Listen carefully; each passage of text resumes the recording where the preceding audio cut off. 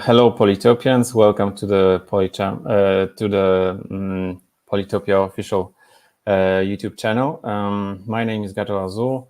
You might know me from Polychamps as Gato Azul. My name is Adam.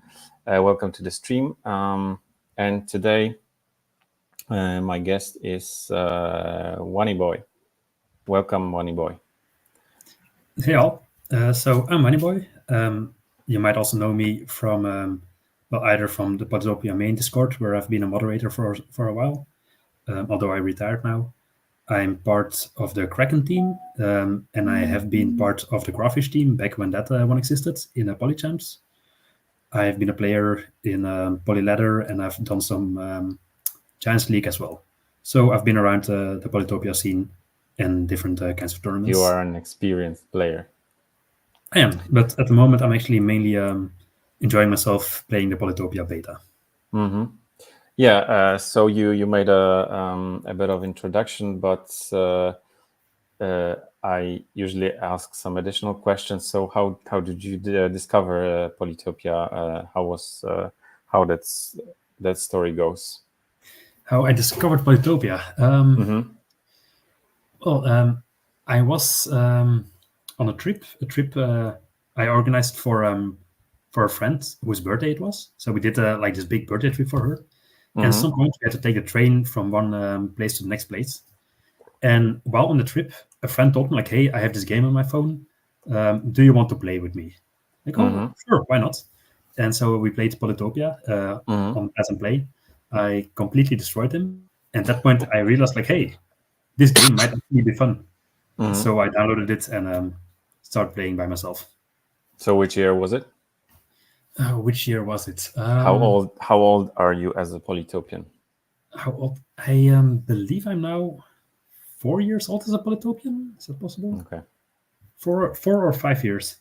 Okay. Although in the first year I only played single player. It's only after I think I started playing multiplayer a few months before Simenti came out. Okay. So what's your favorite tribe? Important question. Oh, definitely Illyrian. Are you a main or do you play all of them? I play all of them, but Illyrian is definitely my favorite. I've never really understood the concept of being a main in Polytopia because there's so many different fun tribes, so many different things that feel fun. Like, for example, what's it called again? Quetzali. I really like them just because they're not a good tribe in 1v1 situations, but their economy just feels so smooth. Like, there's so many resources. You have your early shields, so the opponent can't overwhelm you. It's like, how should I say it? It just feels very solid to play with them. You will always have at least some kind of game. But yeah, I play everything. I'd say probably. Do you have all the tribes? Oh yeah, I have all of them. Okay. I got all of them quite. I think within a few months of starting multiplayer, I wanted to have all the tribes. Okay. Because I mean, why not? It's a fun game. And I was buying them gradually, and I waited the longest for Luxor because it's for some reason it's like it costs, twice or three times as much as the other ones. So yeah. That is true, but then like at some point you're there having all the tribes except for Luxador, and it's like, okay, should I be the completionist? Should I buy the last one? And I mainly realized that, well, I've spent so many hours playing this game, and if you put all the tribes together, it's like what, 20 euros. So yeah, it's like, well, this game is it's a bargain. Yeah, to just buy them all, and yeah. I've gotten so much more value out of the game already. I've bought all the skins as well, but even then, I mean, for me, it's probably the game I played most in my entire life, actually, Polytopia. No, I don't have all the skins. I dislike the Quetzali, actually. I think it's so bad. But anyway, completely. Yeah. Okay. So maybe last question before we start playing some games. What do you like and what do you dislike about Polytopia? Probably after so many years of playing, you have some things that annoy you, maybe. Which ones do you want first? Likes or the dislikes? Whatever you feel like. So what I really like about Polytopia is the fact that it is predictable. It's strategic, but like if I see a giant there and I have 10 warriors, I know I will be able to kill the giants. There's no RNG. There's no chance to miss. You can have incomplete information, but the information that you do have is correct.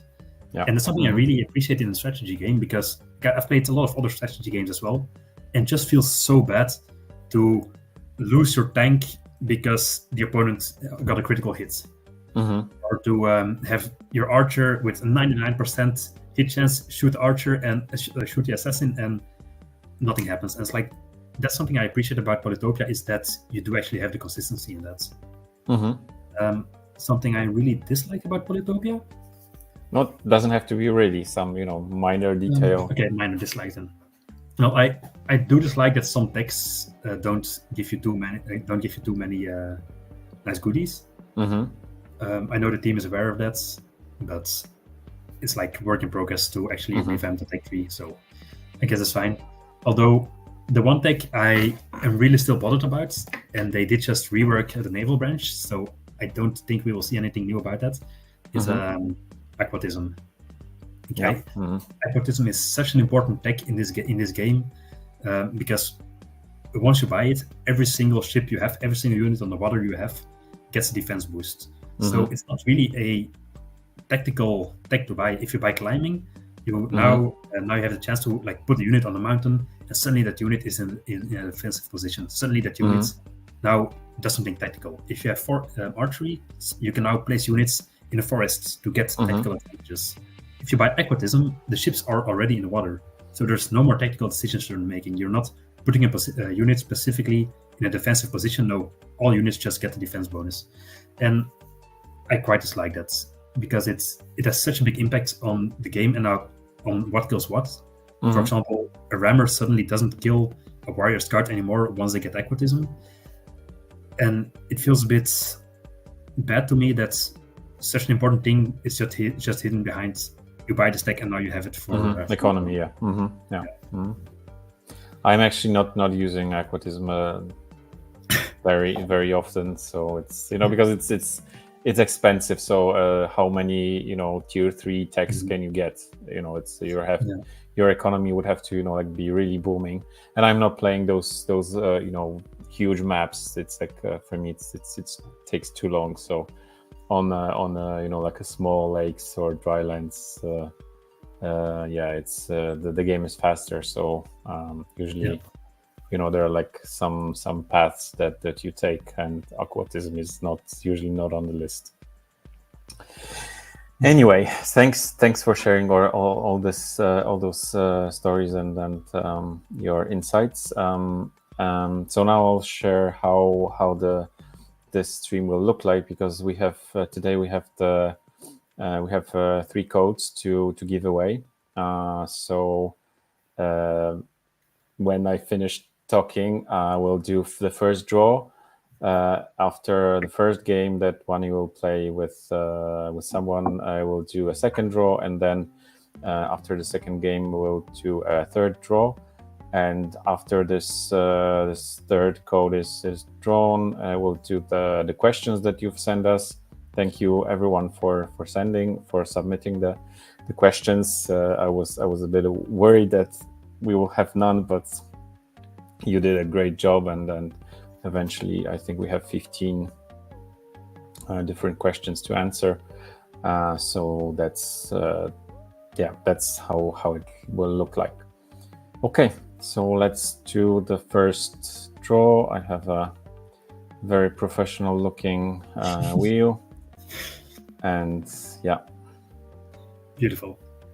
Yeah, so numbers are there. So let's spin it.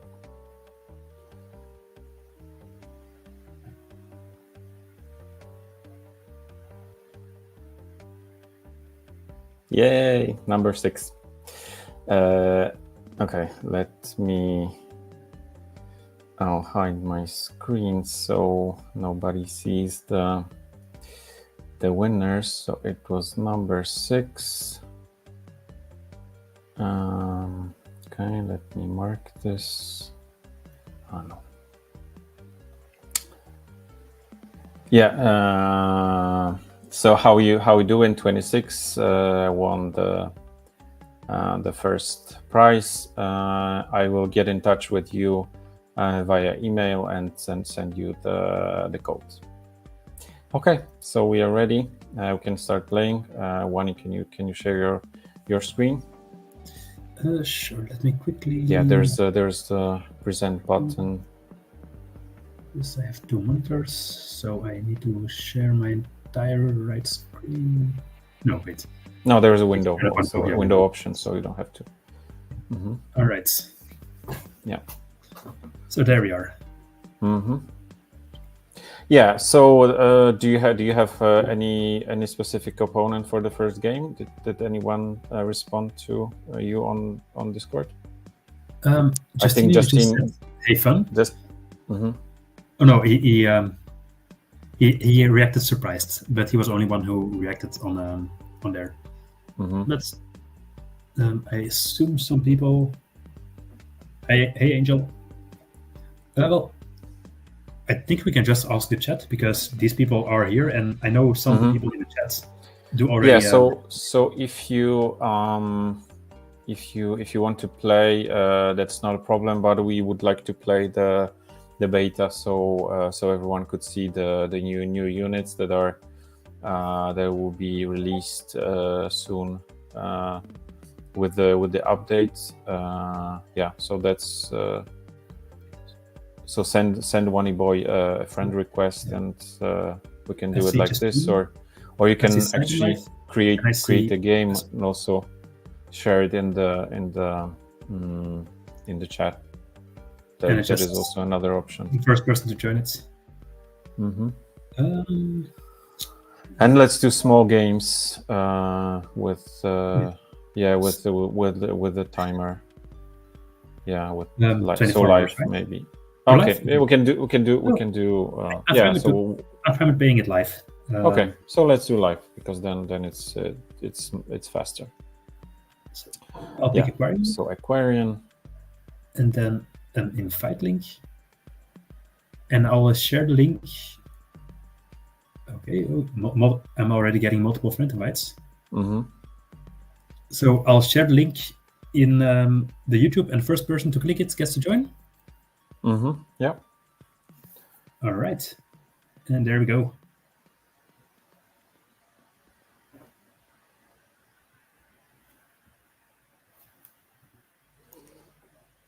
How do you like the changes that are coming?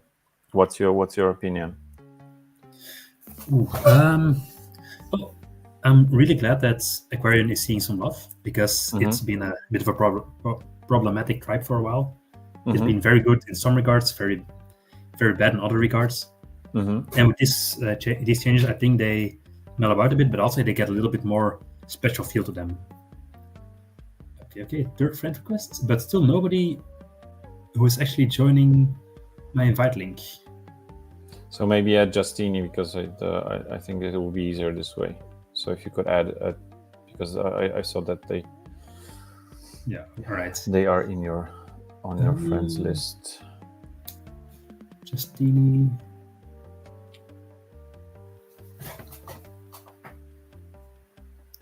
Right. That means I'll have to be afraid of getting Ryder down in this game. Okay. Good luck. Game needs. Let's see here. I think I would want to move over the water here, and because in doing so, I can create a second place where Justini's riders can't reach me. With small continents like this, the chances are decent that we're on the same continent. And well, actually, I didn't check the score. Oh well. Nice. So I already got my outpost here, which can be really important, depending on how the game goes. Other than that, I'm now thinking of exploring the land a bit more, because land is where I will have more villages. But this village is just the most important one. I think I will be going for organization, looking at the fruits here, the fruits I have here. Generally, organization is actually the first thing I buy with Aquarion. Even though you would think, oh well, they're the water type, let's go for fishing, but generally they have quite good fruit. And with the new Aquarion, you do spend quite a lot of time on the land. You don't immediately go out into the ocean.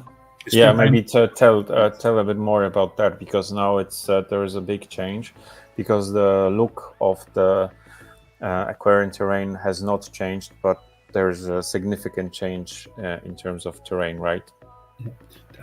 So yeah, the terrain that we have here, it's called flood terrain. Too bad. I actually hoped it would go back and reveal whatever was back there. But this does look like quite an interesting map. So yeah, sorry, the Aquarion terrain. So we do have this here called a flooded terrain. You can see it down here. And flooded terrain means that this terrain is actually accessible to water units. So for example, a rammer or a scout can move across this flooded terrain. Can move across the flooded terrain to get to you, to get to other people. And it's difficult to talk and to play at the same time with this timer. So ships can sail on that. Now, not only ships can sail on that, your own water units can also go on that. So, for example, a Tridentian or an amphibian can move 2 tiles on the water. They can move 2 tiles on flooded terrains, but they can only move 1 tile on regular land. So for your Tridentians, for your amphibians, you want to move around on a flooded terrain. The same, if we look into the tech tree, Aquarion now has things, few new units, the shark and the jellyfish. Maybe we will see more about them a bit later. But these are water units. So they can't move on solid land. Yeah, exactly. You have to. So this is also a new thing. You have to flood the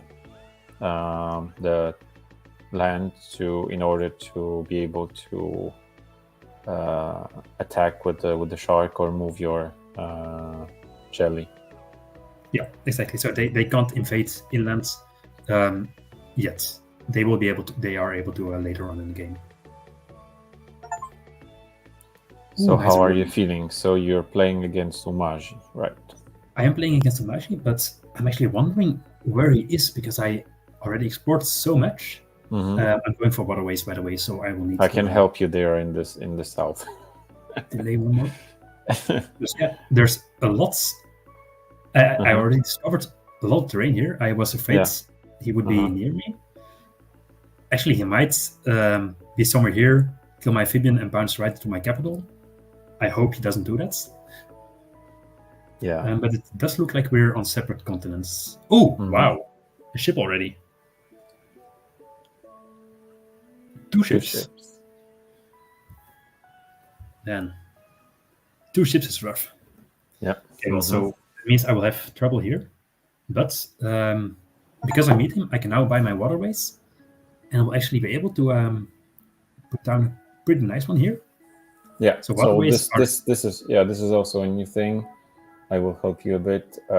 We have so the atolls were introduced, and they work pretty much the same as the myceliums. So they don't build typical roads, but they enable. So like they give you the way to connect your cities. And in previous versions of the beta, they would give you one population, but this the population is now gone. So no pops from atolls. Yeah. Although still in situations like this one here, where I had cities quite close to each other, I could actually get quite a lot of stars from it, because I only put down 2 atolls. I believe I got 1, 2, 3, 4, 5, 6 population by doing that. I was able to upgrade both of these cities. No, actually, I was able to upgrade every single city thanks to my atolls. So it was a really good situation to use them in. Justini is coming closer and is being really, really annoying. But I do think that's... right. I don't yet have a deep water movement, so I can't actually go up to him to hit him. Yeah, that's a problem. That is... Okay, and that's where Justini is. So I do want deep water movement soon. I can get fishing now, because I have 3 fish here. Yeah. That will give me some stars. I will move... How am I going to do this? So I want my amphibians to be ready. Next turn I will buy a marine life and I will get my deep water movement. So for now I want them to be ready to attack. I want a second one over here for sure. Where should I put them? Actually, maybe I should move this one up here, because I'm quite close to getting a giant crab in the capital. So if I can get lighthouse, this one here, lighthouse, I'll be where I need to be. Okay, and then let's make. No, let's not. Let's leave that this for now.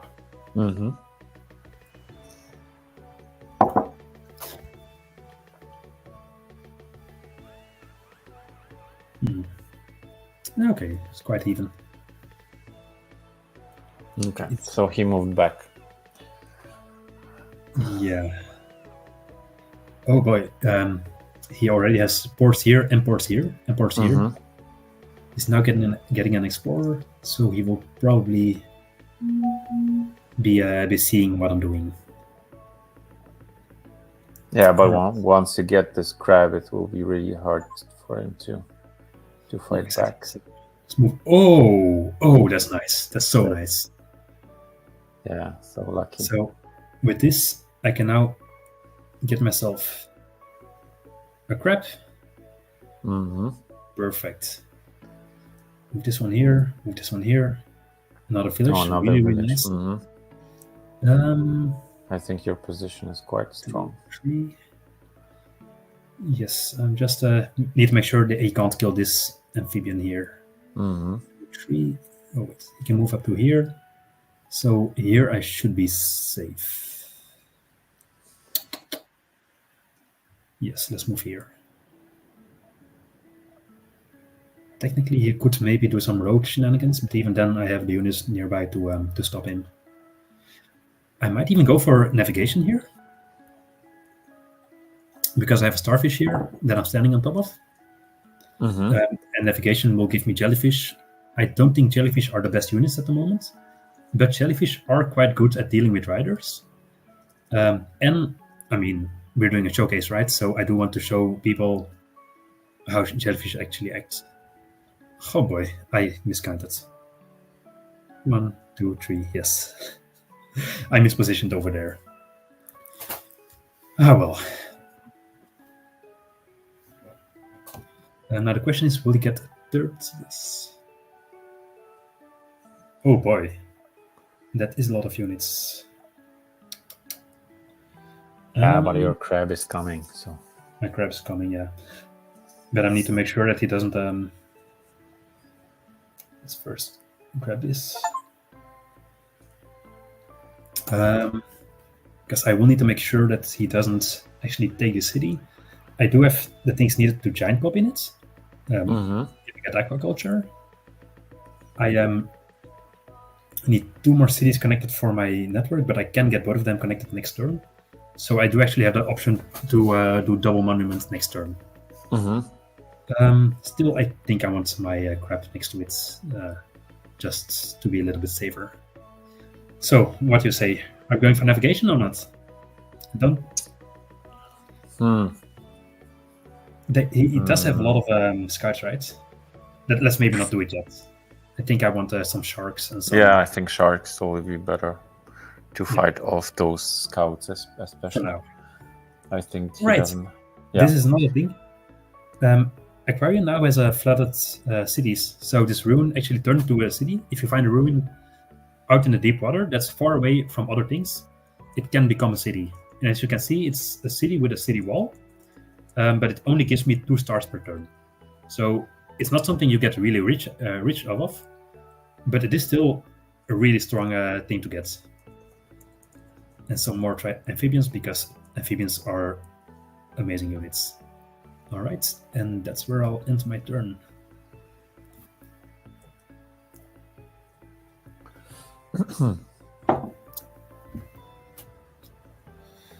Okay, it looks like he is actually going for the stars. Yeah, he's going navigation.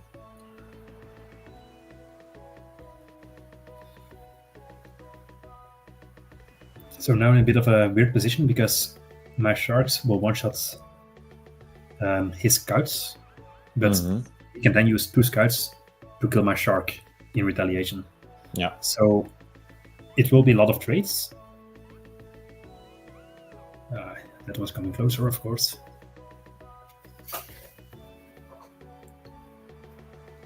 But especially once I have my crab in position, I can start using the city a bit safer.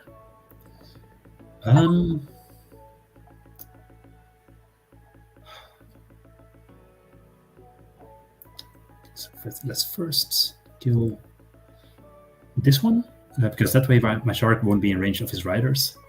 Yeah, that's smart. I'm thinking the crab maybe here, because if I put the crab here, the rider won't be able to threaten me.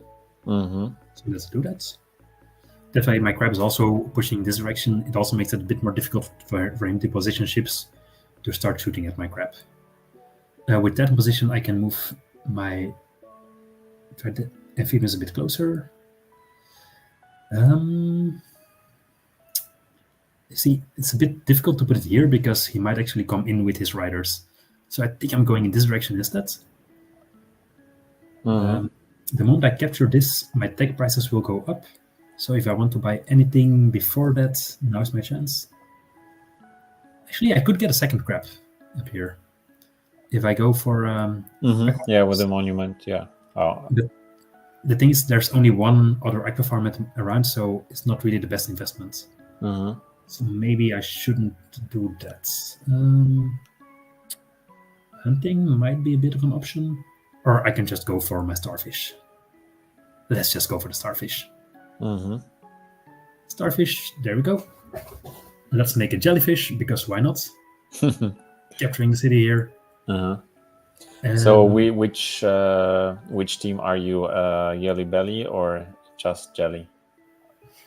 Well, the thing is, in Dutch, I would pronounce it with the Y as Yelly Belly as well. As jelly, I believe. So for me, it doesn't really make a difference. No, now it's Jelly. So I used to be Yelly Belly, and now it's Jelly.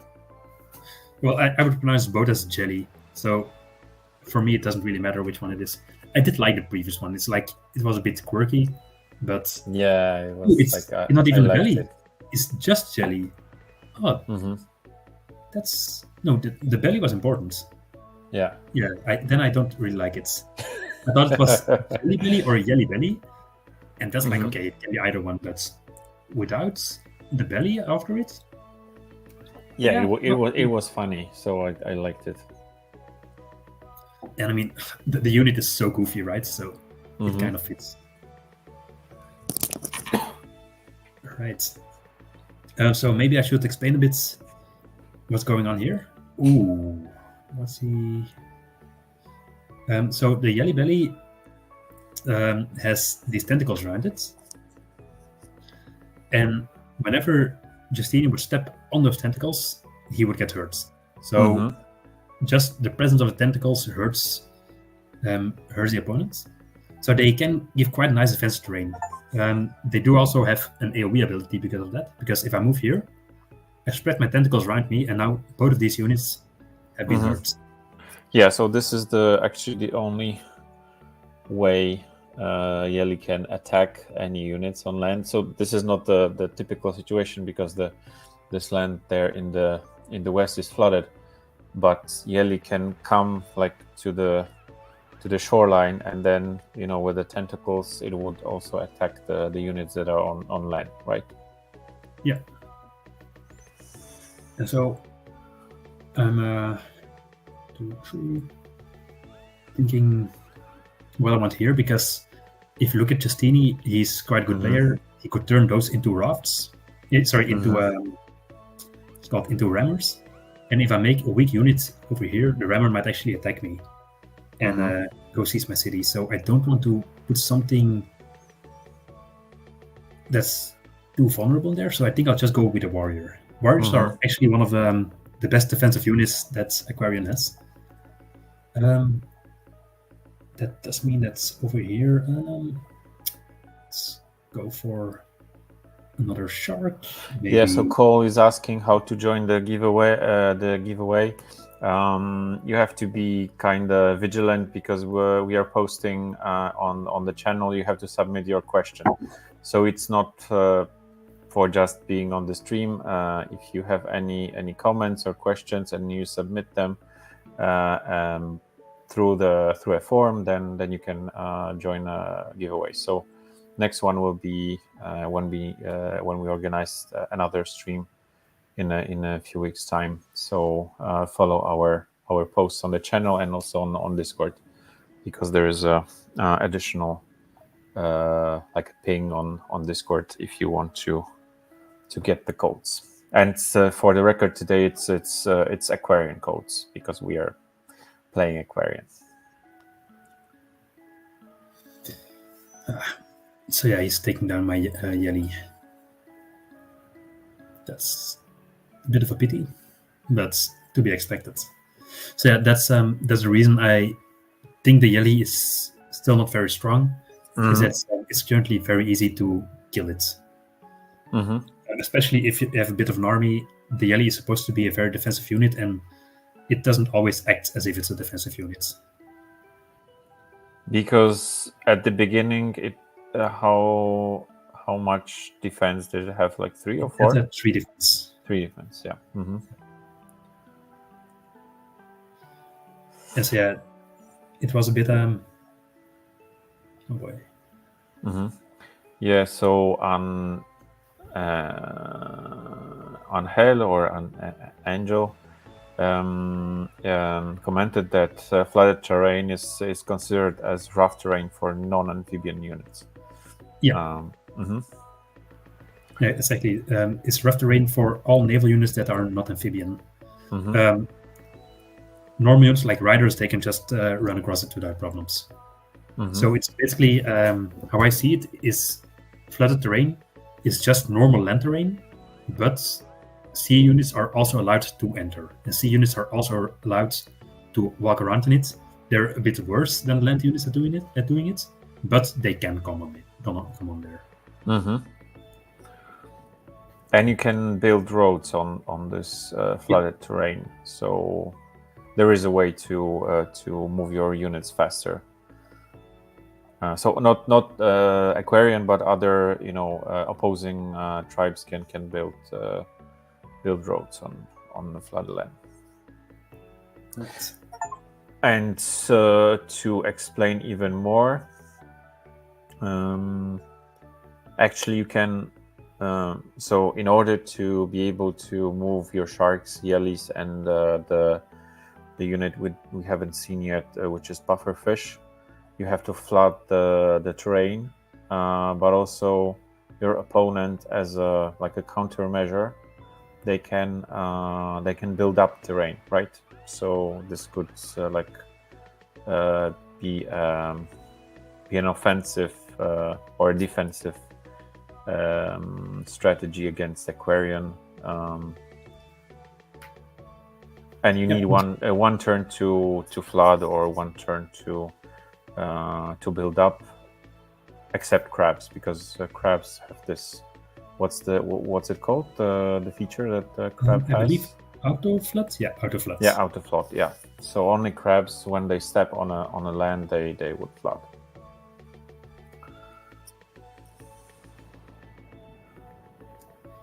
Alright. In the meantime, let me, because I'm not seeing any comments.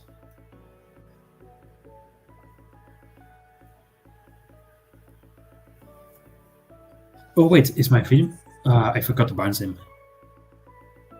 That's too bad. I should pay more attention. See, Justini here is slowly hitting my crab to just get its HP down a little bit. Because he also knows that if my crab gets here with full HP, it will be very, very difficult to keep him off. But because my crab is because it's whittling it down, I won't be able to use it for a siege that will stick. So my crab is now mainly here as a unit that's threatening him, as a unit that's forcing him to move around it, to pull back, as a unit that creates space for my other units, because I really don't like his riders getting close to my amphibians. Riders have a quite good matchup against that. But my crab won't be doing much. Oh boy, a giant. I don't like that. Will it be a giant? Or just... Okay, maybe it's not taking a giant. Not yet, at least. So, Atok is suggesting, do you think a map type consisting of solidly flooded tiles would be fun? Ground and navy truly working hand in glove. Maybe call it a swamplands. What's your opinion about this one? Well, that map type already exists. It's called Drylands in an Aquarion Mirror. I don't think it's the best. It's a good map to play naval on, because as we said before, on flooded land like this, navy can only move one space at a time, which is enough for some units. Like for example, a bomber can be quite happy on that land. Yes, let's kill this one and get a bit more vision. So a bomber can be quite happy on that sort of a terrain, but that doesn't. Quickly think about my movements.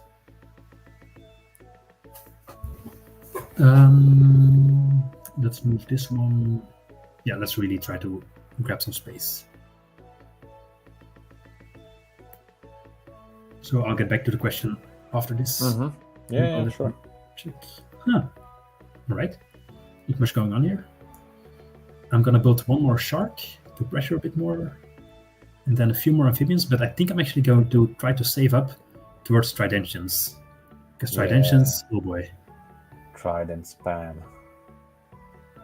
Yeah, and there's a new interesting feature about tridents, but we'll talk about it once you get them. So, actually, now I think of it, I do have 2 monuments, right? Can I have 1 monument. I have 1. But if I build an atoll here, and now I have 2 monuments, let's open a second front. Yes. So let's build a crab here and start attacking Justini from the other direction as well. Yeah, because we don't see any of his activity in this southeastern corner, which is surprising. And because he has a lot of ranged units here on the water, which as you can see are slowly taking my crab down. But over here on the land, he doesn't actually have ranged units, so I might be able to force him to spend a lot of different units to take down my crab.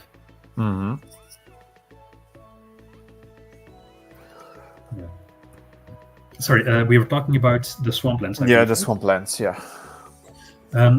So I don't think it would be too interesting, because naval units can work on the flooded lands, But naval units will mainly work on the edges of the flooded lands. As you can see here as well, Justini is not moving his ships across all of this area, although he could move it on top of this. He could move it on top of this. So it is good to move from the water to the edge of the flooded land, or to use the edge of the flooded land as a base from where you attack. That's sort of your backline. But you don't want to actually be fighting across the flooded lands, because at that point you are very, very slow. And in the naval system, all the units have a lot of movements. Like scouts, rammers, they have 3 movements. The only slow naval unit is a bomber. So the bomber might be useful in such a swamp lands. All the other naval units, not really.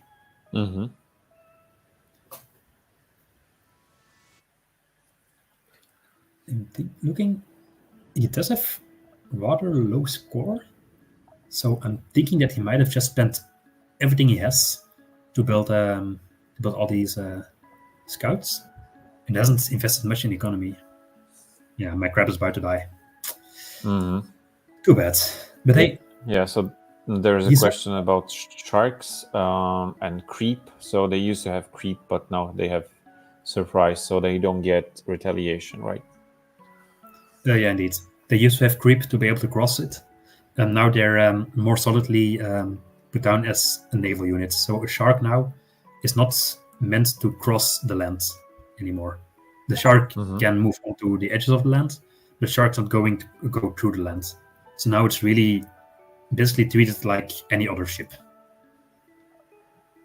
All right. Let's siege this. Have a siege. First siege of the game. Not gonna stick, but... Yeah, well, there has to be some kind... Oh, no. Okay, so this farm is from your second crab city. Yeah. So my crab here just moved onto this land, and it's now a flat tile. And what I'm doing here is I'm trying to put a lot of pressure. He will definitely unsiege the shark, but I hope that I can keep the city in the back here. He might move in to stop me from getting it, but at least I will have a lot of units around to counter it. Yeah. And then... How far are you from Tridentions? So for Tridentions, I will need 38 stars for tech, and then 8 more stars for Tridention. So the first Tridention will be at 42 stars. If I make 1 amphibian now, I might have my Tridention next turn. But that does mean I can't make any other units. Yeah, actually, let's do that. Because with all these warrior scouts, Tridention will be absolutely devastating. So a random commented, people say jellies aren't powerful anymore, but you, Wanny, is restructuring your whole attack around the jelly. Yeah, but do you see how quickly it dies? Like, this is an 8-cost unit, and he didn't need lots to get it down. So even though the jelly does have a certain threat, it is so squishy that it's not really worth the investment oftentimes. I did make a few here because, again, Justini has a lot of riders, and jellies are good at dealing with squishy units like that. But all of these scouts, they don't care about the jelly. The main thing the jelly was doing now was making sure that the scouts couldn't move in too far to kill my amphibians. But if I had had a defender, that would have done the same for 3 stars. So personally, I have had good usages of my jelly bellies, but they are rather rare. It's not every day that you see a good usage of jelly belly, and but this was the case because you will eventually get this city that was Justini denied you in the early stage of the game, so that's a win. That's true. Here it did actually work. But what I'm more excited about is this one. Oh boy, I miscounted. Wait, did I miscount? 16 plus 22. Oh boy. Yeah, you'll get another first one, later. Ah well, one more turn. Yeah. Let's see, what can I do here? I can... so with the way he spaced his units, I can't actually reach any of the ships in the back, which is a bit annoying. Unless I siege this thing, then I could also take down a ship. And actually, I might do that. Because remember, my units are worth 2 stars and 3 stars. The ship is worth 7 stars. And sieging the city, it's worth 2 stars for the units. But also, let's quickly check. 4 stars for the city production that I stop. So killing this unit is worth 6 stars to me. So let's do that. A hit here, and this one sieges. This one will attack here. And that just reminds me that I can, in fact, get myself a Tridentian if I do this. Ah, yeah, with a Gate of Power. And let's move this one here. This one here. All right. This one moves it back a bit. This one, it's gonna die, right? Yeah. Let's move it here just to keep him busy. And finally, workshop or explorer. I'm actually thinking, explorer might be good here. You'll see what he's doing. Oh, first giant. Right. That's interesting. Let's send the unit there.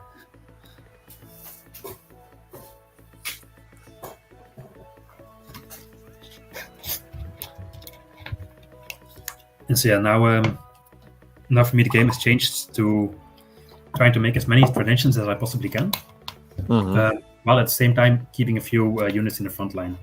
Because Tridentian, as it is now, it's an extremely powerful unit, but it does need units to set up for it. So I like combining the current Tridentian with a few amphibians, a few warriors, even some defenders. I might send crabs, like in the game that we played. So Tridentians with crabs, they're amazing. So. I played a lot of games against you. I don't remember which one was with the crabs. What was it? Zabasi. Yeah. You had like a wall of crabs, and I couldn't. Yeah, that's actually an interesting game. Because it was a Pangea game. Now, I wouldn't recommend anyone to play Aquarion Pangea because Aquarion is not meant to be played on land maps. But if you have the right setup, it is possible to get some interesting results.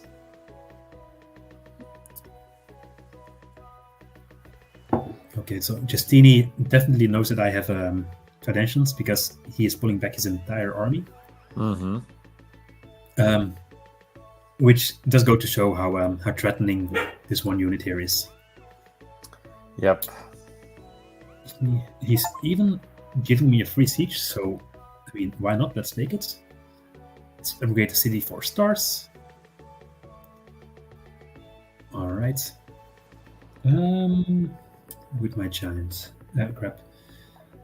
So I'm thinking of just moving it forward because there's a lot of other things that are threatening him. He can only, if I moved here, he can only shoot it with a few ships. And if he sends his normal units against it, I mean, that's quite all right. Those normal units. Yeah, and you get more access to the city by flooding the tile. Remember about getting some unit in the city next to the ruin. Oh, right. Thanks. That's an amphibian. And now let's see. Where can I put my... If I put it here, 1, 2, then it starts threatening the city. That's good. But if I put it here... I will put it here. It might die, It might die, but that's an interesting thing. I don't care because... It will be a good trade-off because it's at least 14 against 8. So, and I'm making a Tridentian here. If he kills his Tridentian with any scouts, the scouts are now in range of this new Tridentian. Yeah. So, and because Tridentian now has persists, that actually means that one Tridentian can devastate his entire navy. So I'm really putting a lot of pressure on him here. Yeah. All right. Yeah, so it's like a knight, but ranged, so very powerful. So anything in a distance of 2 tiles dies. Yeah. Almost anything.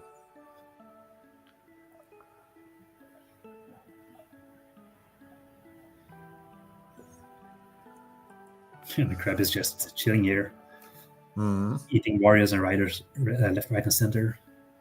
So even though the crab is sitting close by here, it's actually applying an immense amount of pressure, because the crab here makes sure that his giants can't just go to the water. The crab makes sure that his warrior here, his riders, they're not going to the water, they're not becoming ships, they're sticking around where the crab is. Mm-hmm. So even though the crab looks like it's not doing too much, it's just getting hit, but the crab is making sure that there will be fewer ships around. Mm-hmm. Okay, so he's going for the Foundation now. He killed it, but now that means my other Foundation can just go in and kill them. So that for me is quite a fair trade. If he hadn't killed this one, this Foundation would have been able to kill all the ships in this line. So I think it was a good thing for him to kill it. But I am afraid for him that Foundations will just take over the world, and there will not be too much left for him to do about it. Yeah, he's just buying some time, but you will soon overwhelm him, definitely. Your eco is good enough to get 3 tridents per turn, so... Yeah. And I mean, I'm also just quite ahead score-wise. I do believe that this because I got so many techs. This is way more techs than I would have on normal, almost normal 1v1s. But also, Justini had to spend a lot of stars getting his ships ready. Because each of these units, again, is 7 stars against my 3-star units. So my navy is cheaper than his, which means that I, in turn, get to invest more in teching, in economy, in just in general becoming big. So let's go in. I'm quite surprised that he did not switch to rammers, actually, because in this situation that would give him more value, because all your amphibians and even tridents are one shot for a rammer, right? Without aquatism. Without aquatism, and I kind of refuse to get aquatism because, as I said, I think it's a rather lame tech. So now I'm just basically...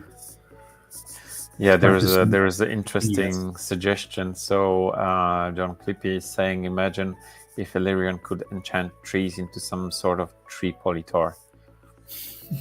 You are an Illyrian fan. What's your opinion about ants? My opinion about ants. So, first of all, I really like the way Illyrian currently works. So for me, I'm not too keen on getting an Illyrian rework, simply because the fact that if Illyrian gets reworked, that means that the Illyrian that I currently love might not exist anymore in the same form.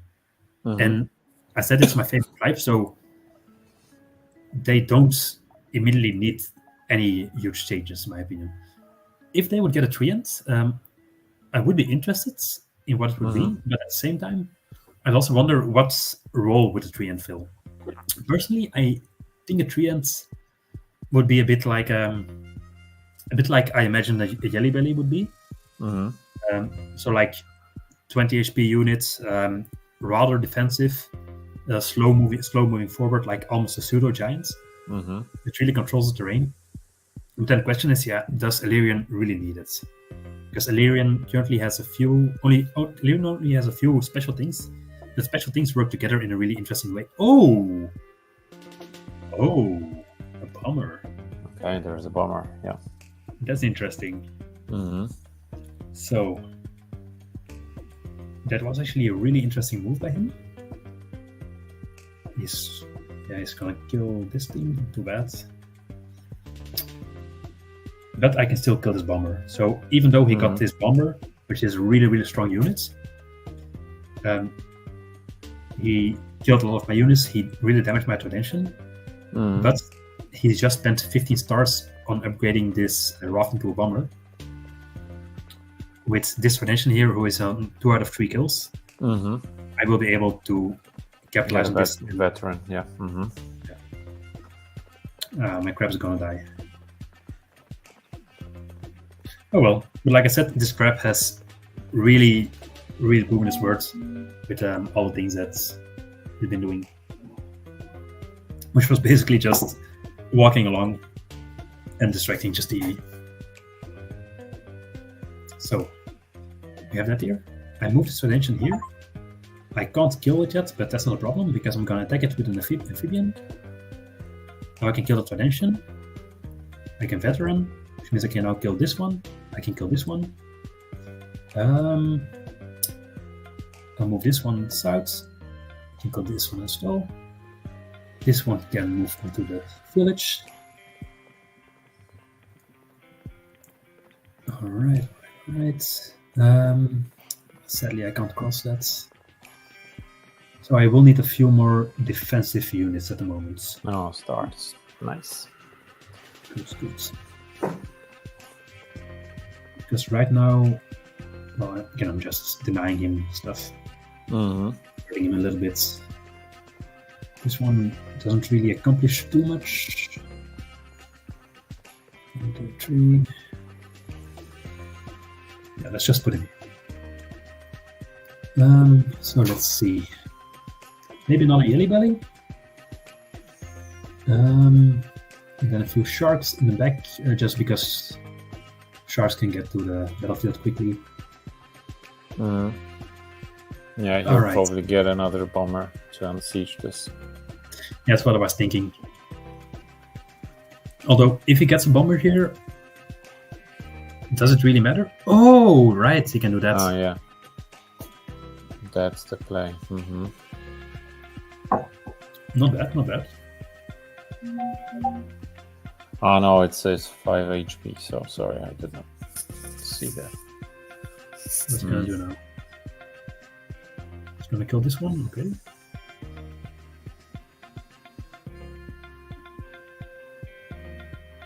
Kill that one.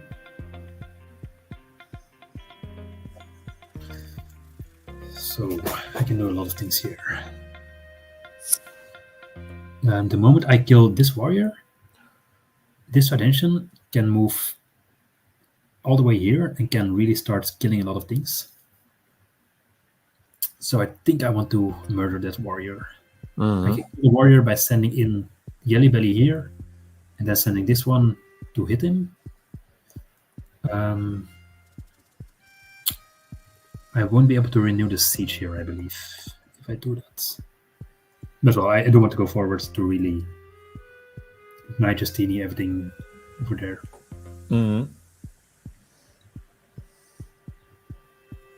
Yeah, I definitely won't be able to re-siege. Oh, there's a giant coming. So, this one moves here. Then, this one moves here. This one moves here. Hit that.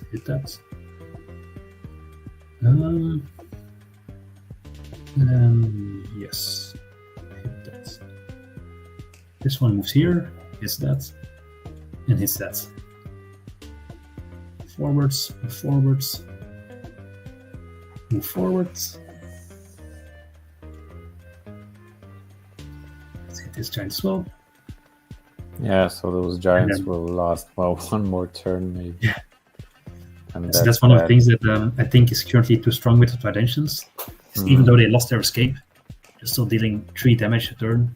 Which is a lot of damage. Like,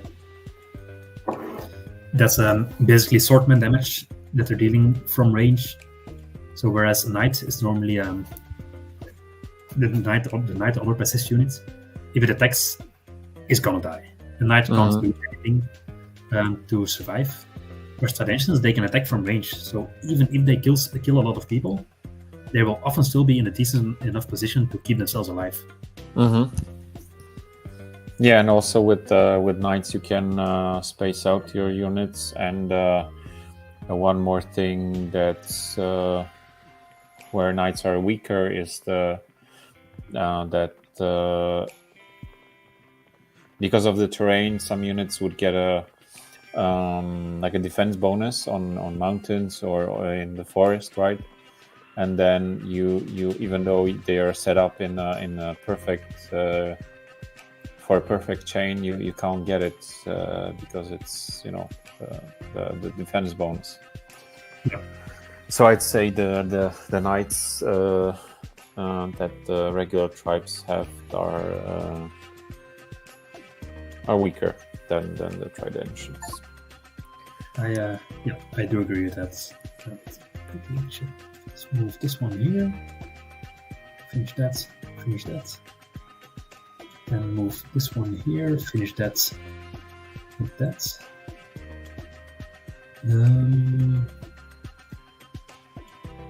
Let's see.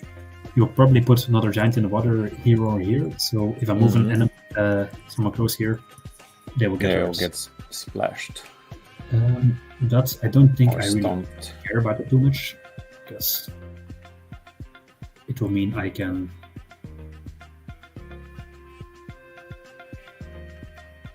kill that one, hit this one, hit that one.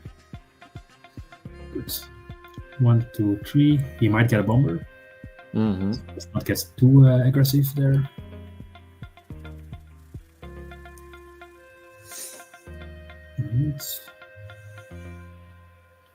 And now we need to think about finishing the game, right? So, how are we going to do this? Let's maybe get another crab. Because getting another crab will mean that I now have something to push with again. Because that's one thing that Aquarion is kind of lacking, is, as I said before, defensive units. All of their naval units are quite squishy, so they have a lot of things to kill an opponent, but they don't really have many things that can stick a siege.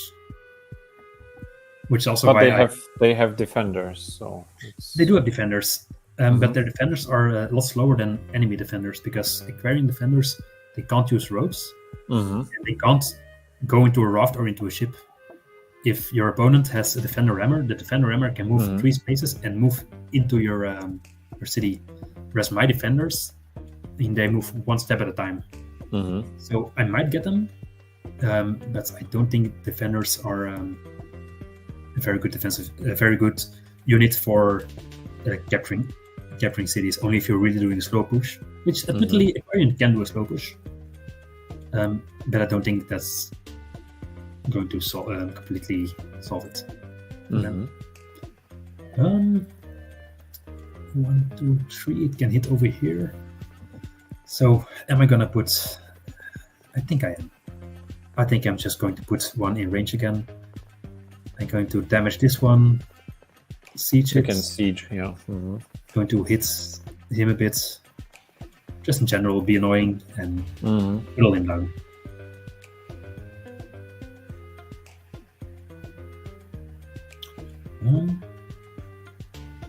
Yeah, so Justini is a really good player, which is also why this game is taking so long, because Justini does know how to play defense.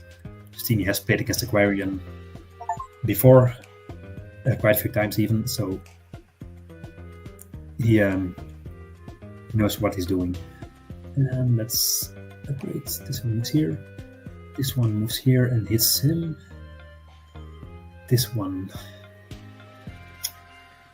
What am I going to do with this one? It's not really doing much, right? Let's just move him back and heal up a bit. This one can hit. This one can move here. This one can move here. This one can come in. I could also try to go for buffers, because buffers are another new unit. The thing is, buffers are quite deep into the hunting tree. So I would need to invest a lot just to get the first buffers up. And I don't think that's the best idea at the moment. Yeah, you have to keep the pressure. Yeah, exactly. Because otherwise it will slip away. This game. This one could just. Oh, actually, the siege. Why not? So the reason I'm not sieging this one here is because I want to deny him a good bomber shot. It might still be worth it to siege it, but I was thinking that the rammers are coming. Rammers.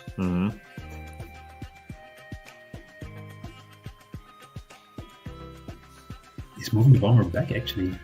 I don't think that's the best idea, because that means now the bomber no longer covers this city. So whatever I want to do against that city now becomes a lot easier. I think he's betting that he still has scouts, so he'll be able to run siege. Yeah, but he doesn't have too many, and he will need multiple scouts to stop a siege, right?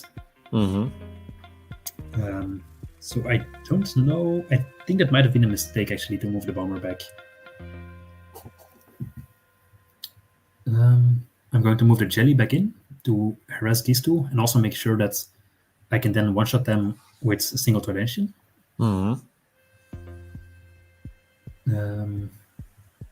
I'm probably going to use 1, 2.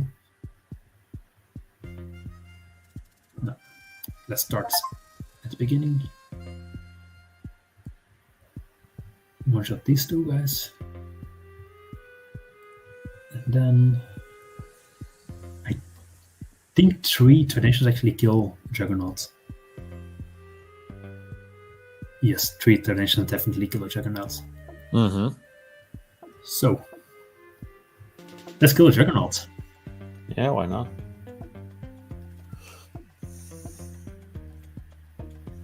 Tridentian, another jelly. A Tridentian. So yeah, I do think that Tridentians are a little bit too strong at the moment. With this stat line, I mean, they have the same stat line, the same attack as a shark, the same threatening range as a shark, but the moment you have Tridentians, you really don't need sharks anymore. Because they're offensively they're almost identical, but Tridentians just have so much more. Tridentians don't put themselves into too much danger while they attack. Tridentians don't they have persist. Tridentians can attack the lands a lot better. I'm really not sure when I would ever. Yeah, and they cost the same. So yeah, that's the problem. So maybe sharks, should go like for, I don't know, 6 or 5 stars like swordsman. Yeah, but then because if you compare a shark to a rammer, that's a bit annoying. I wanted to use this one for other things. Okay, he's moving the bomber back. Good choice.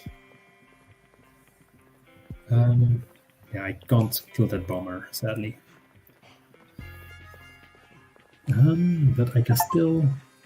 Yeah, so he switched to defenders to get more hit points, right? Yeah. Which is a good choice. Mm-hmm. Let's see. Can I? But I will go in and damage the bomber. Yeah. Because, I mean, I still have a crap. Yeah. Let's move the jelly over here. Just to annoy him a little bit more. Mm-hmm. Put this jelly over here. Let Justini attack it if he wants to. And you guessed it, more Tridentians. Oh. All right. I think you also saw it coming with the crab there. I could now go back in both directions. There was no way. Completely isolate this city. So maybe let's have a quick look at this game. What could have Justini did differently? What he could have done differently. Well, there's one. Yeah, because we usually do those short analysis after playing the game. One thing I did notice while playing Aquarion, they have an interesting. And before I forget, could you send me this game in our Discord chat or we have this private chat? I'll send it after, otherwise we have to restart. Mm-hmm. Yeah. So one thing Justini never did, and I think it might have been a mistake, because that's one way to counter Aquarion. Justini never built bridges. So on this stretch of land here, Justini could have made a few bridges to have his riders cross onto my terrain. And Aquarion on the water, your amphibians are better than most other naval units because amphibians cost 3 stars, other naval units cost at least 7 stars. So even if you lose 2 amphibians in the trade for 1 naval unit, you are still coming out ahead. However, a way to deny your opponent that advantage is to turn it into a land battle.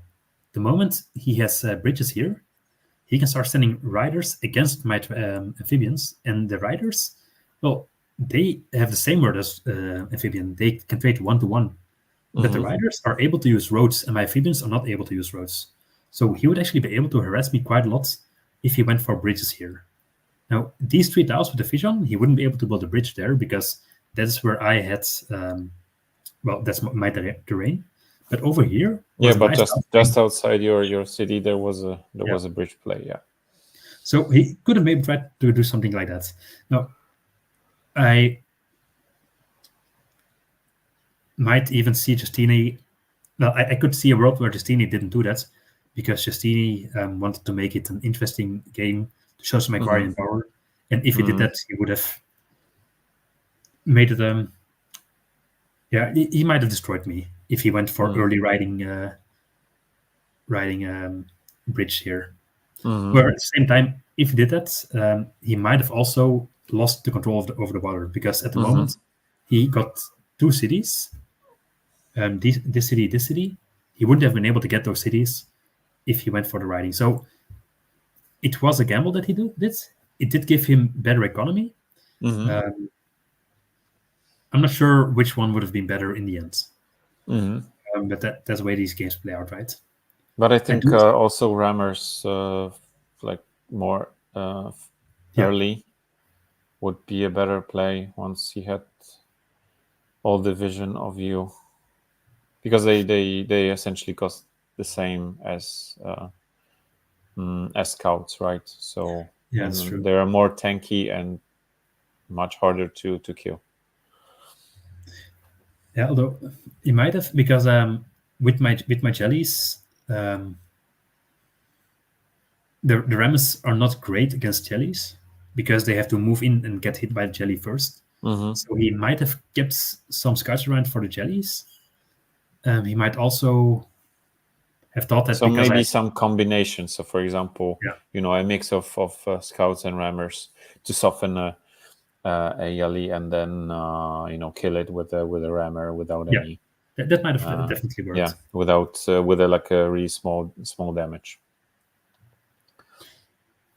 Because he was really all in here. At the moment, he's making 17 stars per turn. I was making 20. Okay, so we were quite comparable economically, and he had a lot stronger military with all the more expensive military. Actually, at this point, I think we're quite equal military-wise. 1, 2, 3, 4, 5, 6 cities against 6 cities. So yeah, we were quite equal. But I think I used the jellies and the sharks here to zone him out. He's going for that. He might have also had to get strategy a bit earlier, because without strategy, I could one-shot his ships with both my sharks or with my Tridentians, or I could two-shot them with my amphibians. Turn that into defender ships would have been, defender scouts. It also made a big difference. But again, I do think that the pressure I put on with my crabs walking on both sides added a lot of extra pressure for him. Actually, Justine is probably in the chats right now. No, I don't see. Yeah, now he's there. Yeah. So he says, I definitely should have gotten a giant at turn 15. Silly misplay on my end. Yeah. So maybe some giants earlier could have made a difference, but still juggernauts are like very weak against Aquarion units. Yeah, I did find it interesting that Justini used bombers on me. I haven't had anyone use bombers on me before with Aquarion, and I think it worked decently well. The bombers were quite far back. I had trouble reaching them, and they did do a lot of damage to my units. but too little too late. His front line was already crumbling by then.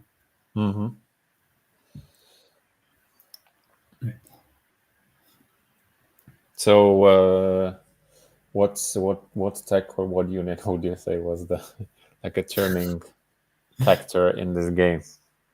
Oh, definitely the Tridentian. I mean, the Tridentian is a thing that allowed me to actually push in. Even though, well, I think my crabs deserve an honorable mention for that push on the sides.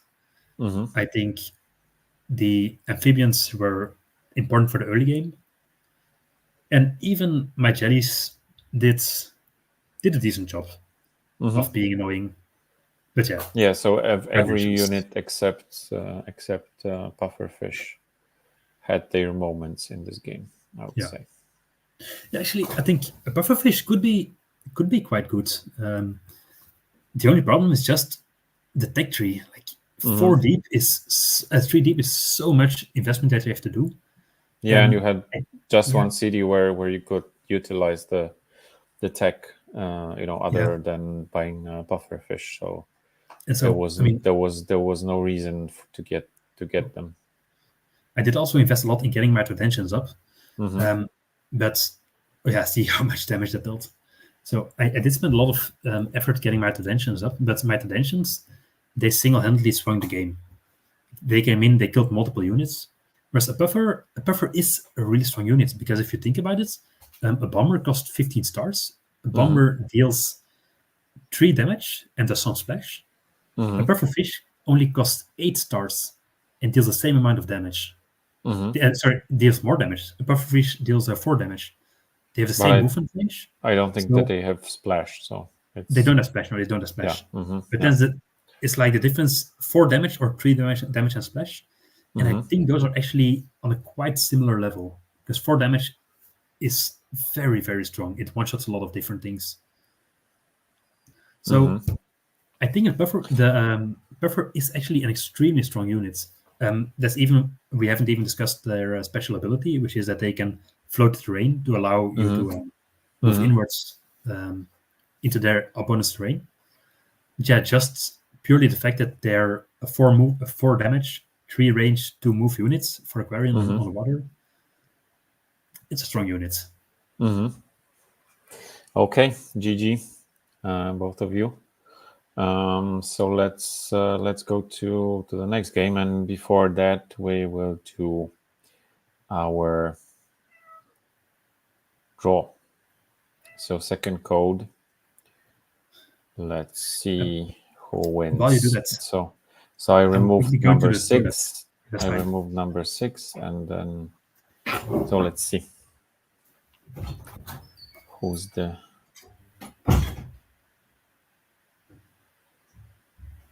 Okay, we have number 7. Okay, so let's remove that, and number 7 is, so very complicated in-game name. So it's dhdhfkfncfnc. Yeah, so that's our second winner. Hopefully Wanny will be back in a moment.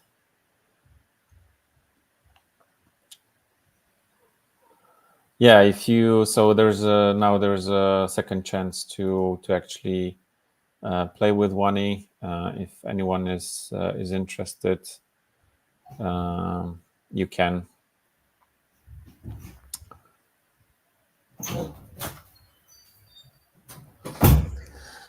Our champion is back.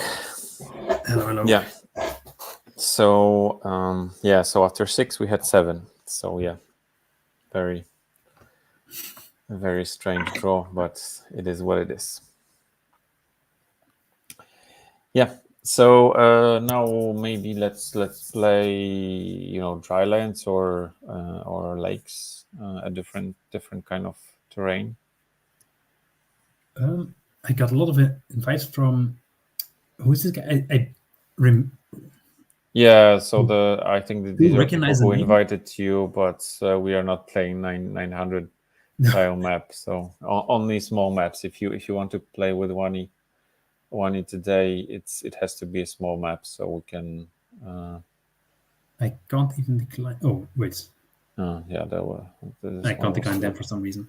Okay. Oh well. So yeah, why not? I'll invite that guy. Yeah. For a small lakes. Lakes. Yeah. Let's try it, lakes. Let's do lakes.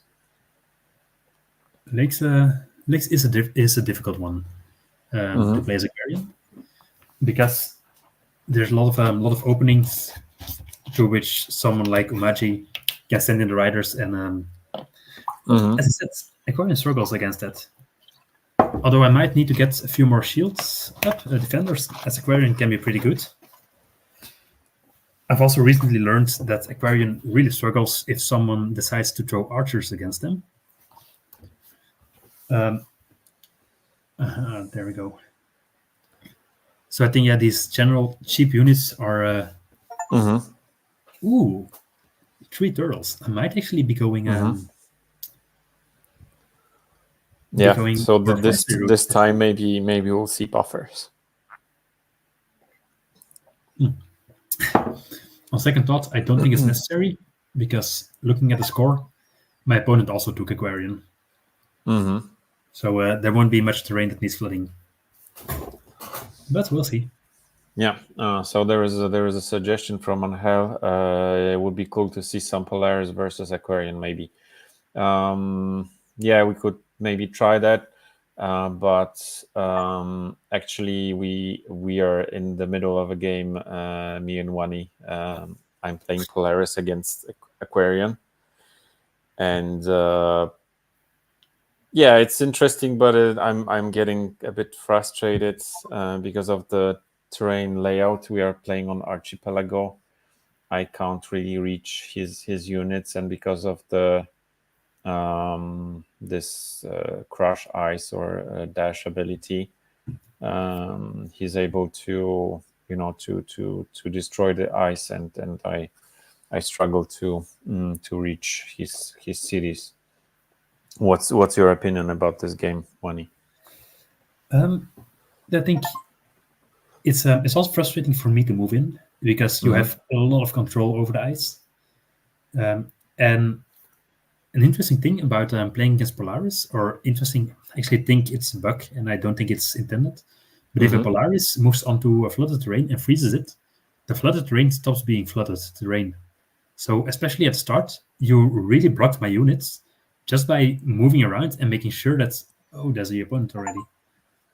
Just by moving your moonies around and unflooding all of my off my terrain, so my amphibians couldn't reach you anymore, which was really, really frustrating to play against as well. I'm thinking if I should go riding or if I get hunting next turn.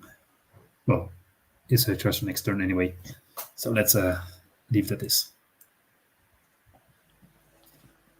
I think I can afford... Can I afford boats? It costs me 11 stars, but I get 5 stars back. No, it will cost me 12 stars. I get 5 stars back. So I will have spent 7 stars. I won't be able to get a rider. No. Oh boy. Okay, let's put on some music. But I do actually want to try this out. Any specific themes that you like? Music? Polytopia themes. Yeah. I don't suppose you have the skit themes?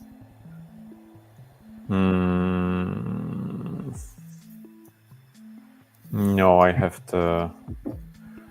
only the remixes. So too bad. Yeah. Yeah, I do have my Polytopia playlists. Okay. And I would really like to add the skin themes to them, but I don't think they've actually been. No. So yes. Sorry, I did not hear right. So this is actually Semanticore, and we did listen to the Aquarion remix, and also Homage La. So then after the Semanticore, I can play, for example, Yadak, if you you like them. I like all of them. Well, maybe let's do some Illyrian, because I just love everything about the tribe. The Yarek one is amazing. The Quetzali one is really good, I think, as well. Which one else? The Kiku one is also actually really good. It's very relaxing. Yep. Oh wait, I need to end my turn.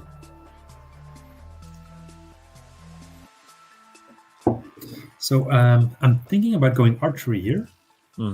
Just because I just said that archery is good against Aquarion.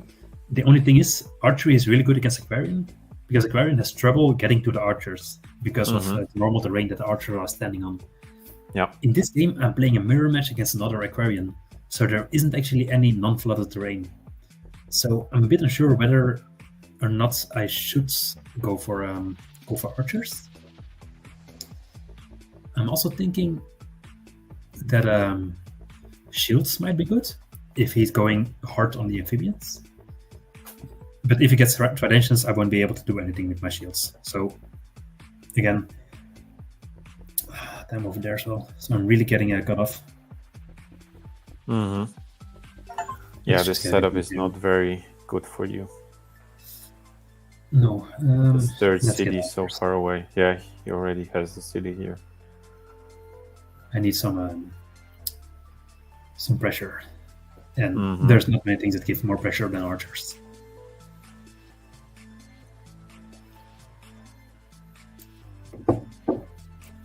Killing that one.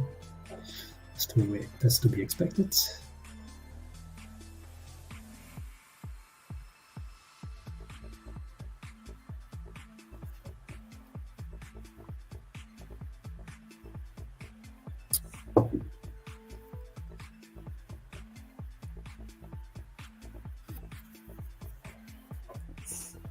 So Justini is suggesting cloaks. Cloaks are really funny. I did not use any cloaks in my Aquarium games. Wait, what? I'm thinking if I could actually. Yes. So move this one up the mountain. Shoot this one. Move this one over here. Nice. Give me vision. This one here and this one here. And I got myself a new city. Yeah, nice.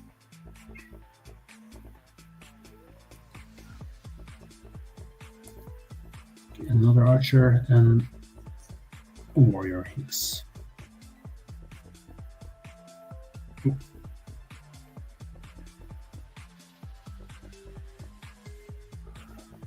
Yeah, he doesn't have any amphibians. Whew. Or archers. So the city is yours. So this. So he just moved his warrior right into my range. I need to, of course, make sure that he doesn't. So this amphibian can move up to here. So if I kill that warrior, yeah, I'm going to kill this one. Yeah, because this doesn't. You deny him. Yeah, the other one threatens me. Yeah. Because with an amphibian, he could have sieged you back. Yes, indeed. So I'm going to make an amphibian here to move around a bit more. I'm thinking of getting an explorer, but let's do that next turn. Because for the moment, I want to make sure I keep my pressure. All right. By the way, this city, come on, single fish. Yeah, and a mountain. What the hell? There's an amphibian here in the mist. I will be able to kill that one with my own amphibian and an archer. This one also dies to an archer and an amphibian. So I think I'm actually in a really good spot here. Yeah, at the moment you look strong. It's one thing to be worried about. If I go too hard into archers and amphibians, the moment he gets Tridentians, I might be in for a world of hurt. So let's kill this one. Let's shoot this one. Can snipe his city. Come here. Oh, with the veteran. Okay. Okay. Let's. You want to end this game, I see. Yeah, I actually didn't plan on getting a veteran. I just wanted to bounce to this city. But with a veteran, I think I might go for the capital instead. Thank you very much. Actually, I should have explored first to see if there was anything he could have done against me. Oh, yeah, he has an amphibian. Okay, so he'll be able to siege. So he would have also been able to siege this one. So that means I'm actually not in the best shape. No, the other one would hold because you have a veteran. No, so he would have. Oh no, there is a third one. Yeah, yes. Third one on the city. Yeah, I see it. Yeah, you're right. So yeah, just looking at the map now, I think he has a. Could I have double sieged? No, wait. How could I have double sieged? No, because there was the warrior was south of his city, so you couldn't slide in there. Yeah, his capital. Yeah, so it was a real mistake not to get my explorer first. It's not a bot. I'm playing against another player called MXKELJII.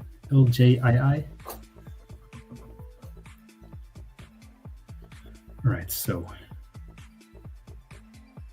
let's kill myself an amphibian. No, what's it called? Yeah, amphibian. Let's move this one over, kill him, and I can move this one back a bit because I want to keep him a bit safer. And it's horrible. So I want to go here, but I don't have unit capacity for a second. Actually, this is so weird, but I'm thinking about going mining. Mining, yeah. Because it's a giant in my capital, a crab in my capital. It means I can send another unit here. I need the stars, so I will need this. Send one unit back there. This one moves over here. You'll get the lighthouse. Yeah, so next turn I have a crab.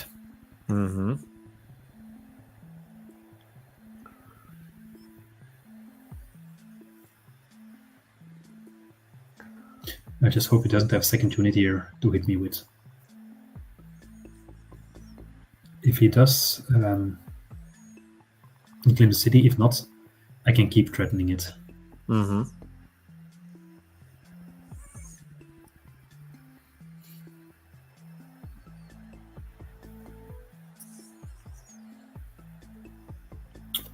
So this really is a challenging game. Just because I'm such a poor initial position.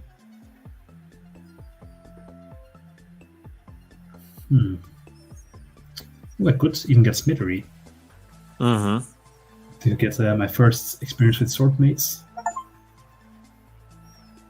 So I know there's an amphibian here, so I'm not going to put anything in range. I'm going to stick right here where it's safer. Yeah, that's smart, because otherwise he'll siege the village.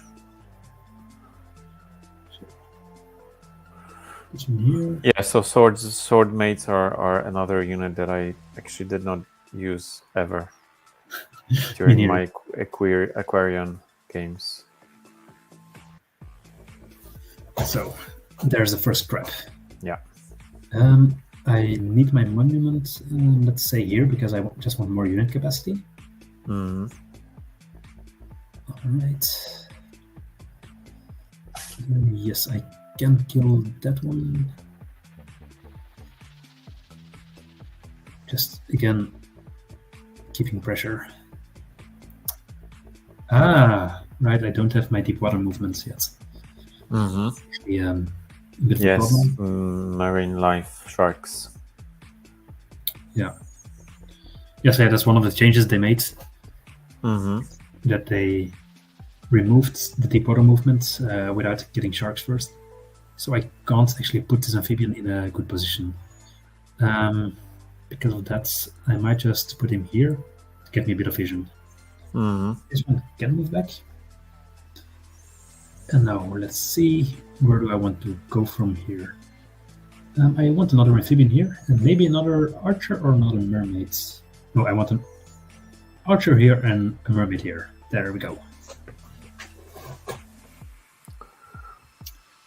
All right, I had a monument. Okay, so I need to put down my monument next turn. What can I get with my monument? I'm thinking if I get fishing, I can upgrade this city. And if I get fishing and swords and cemetery, I can upgrade this city as well. That is a bit of a tall order. What else could I do here? This city doesn't really have too much to upgrade.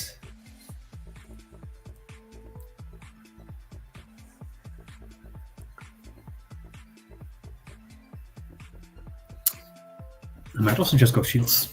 I think I'm going shields actually. Oh, he's also going for mining. Interesting. Oof, scary.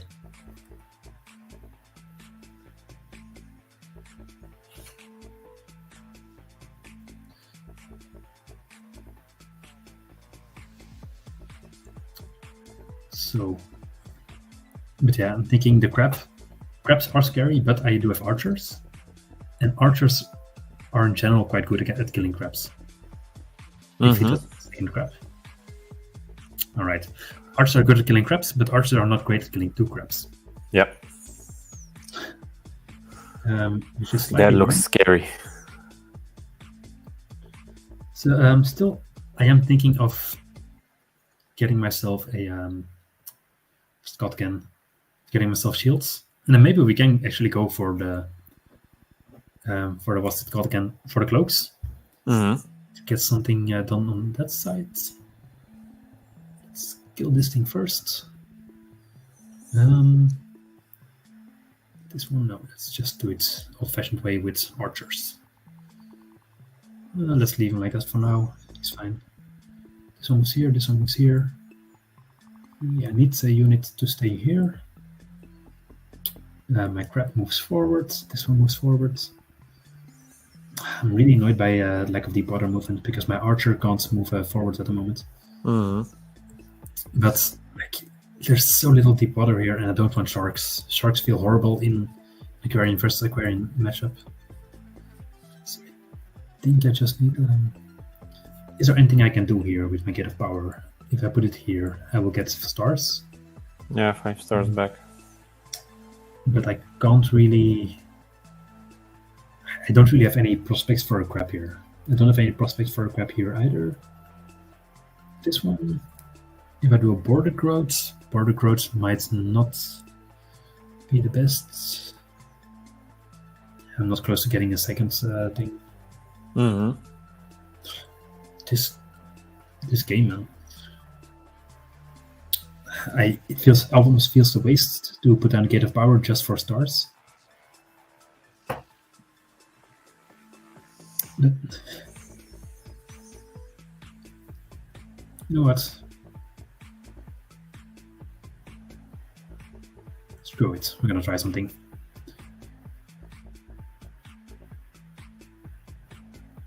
Yeah. Okay, soulmate. All right. Let's do it. Yeah, as long as you eliminate all his supporting units, the crabs won't be that scary. Yeah, and swords are really are quite good against the amphibians. So yeah, who knows? It might actually pay off.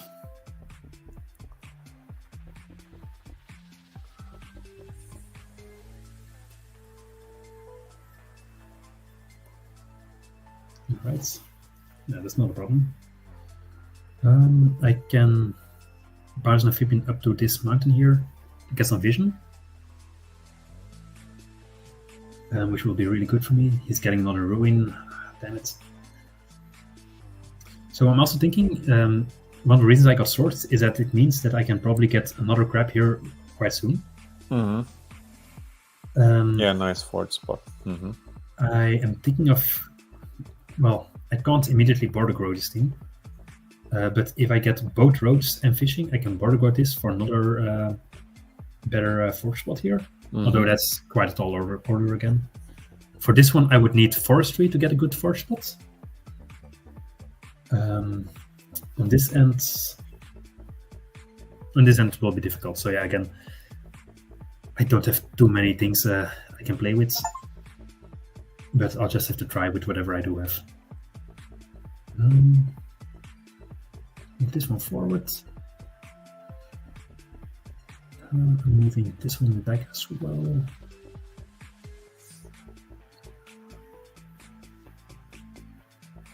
Right. Keep it forward. This one shoots first, then this one attacks. This moves onto the mountain. Oh! Yeah, he can't contest. Nice, nice. That's not a village for me. Okay. Unless there's... Yeah. No, I don't think he can contest me. That's really good. Really good. Yeah, because there was this forest blocking him from going around. So, yeah, it was a good block. I do think I need more archers here to really deal with the crabs. Okay. And do I go? This thing, I can border grow the mine, but the thing is, to do that, I will need to already use my monuments. No, let's end the turn here. Sorry, I will need to use my forge to border grow this one.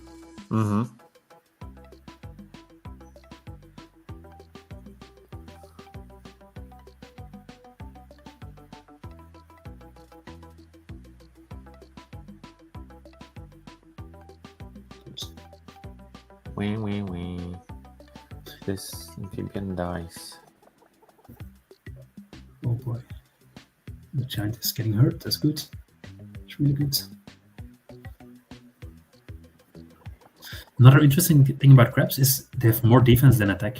So if I put my crab next to his crab, it doesn't actually make sense for me to attack him because the attacker will take more damage than the defender will. Yeah, and with regular giants, they will get so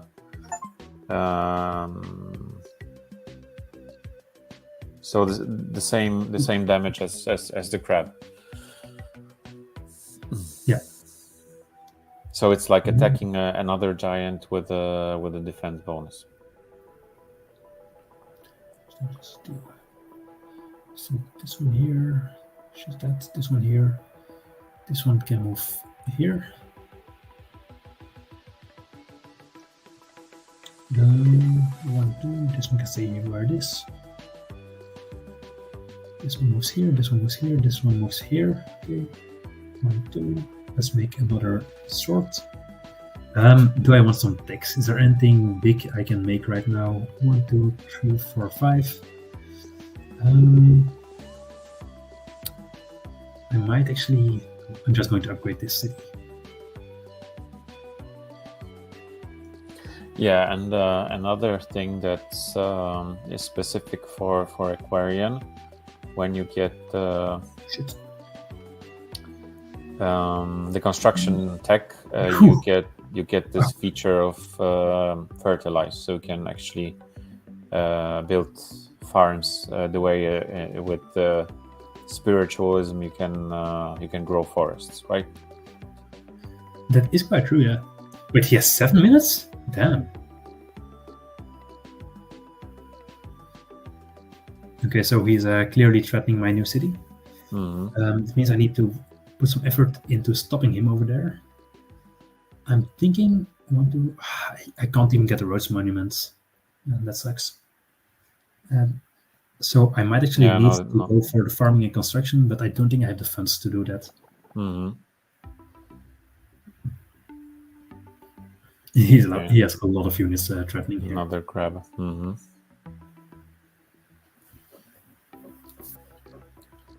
But he won't be able to siege you in 2 turns anyway.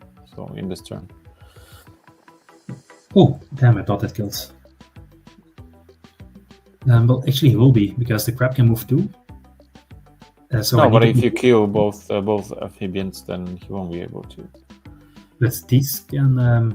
okay. These ones, sorry. So it will be able to move into the city. There's no way you can stop that. So I need to do some efforts to deny him. Yeah, let's kill this thing. Kill this thing. Kill this thing. Let's hit him. Let's make a swordsmith just to make it a little bit more difficult for him. All right. Yeah, and when we are talking about agriculture, so aqua farms are back for Aquarion, because so they were introduced after the Path of the Ocean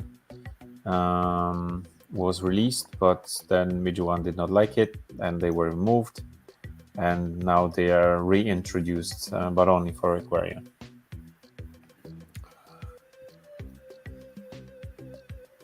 So he kills that one. Actually, oh yeah, he can't kill the swords. Nice. Yeah. Mm-hmm. Wait, he could kill the swords. If he had an amphibian there, he... Oh, no. These can't. No, they are not in range because of this mountain. So. Yeah. Okay. Mm-hmm. And when you put the swordsman on the mountain, it will be really hard to break through.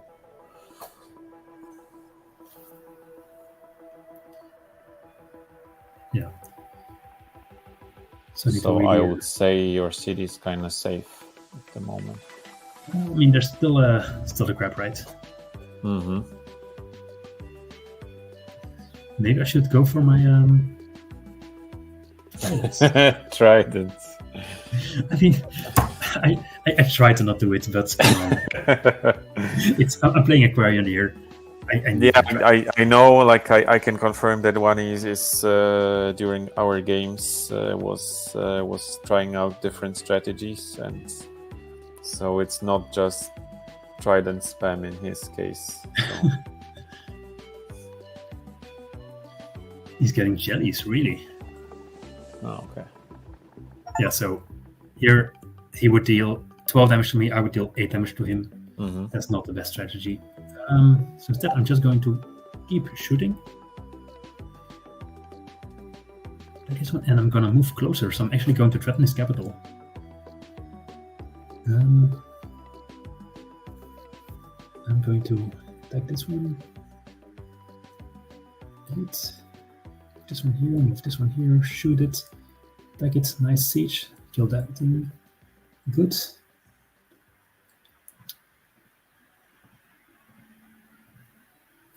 Okay. Yeah. There we go.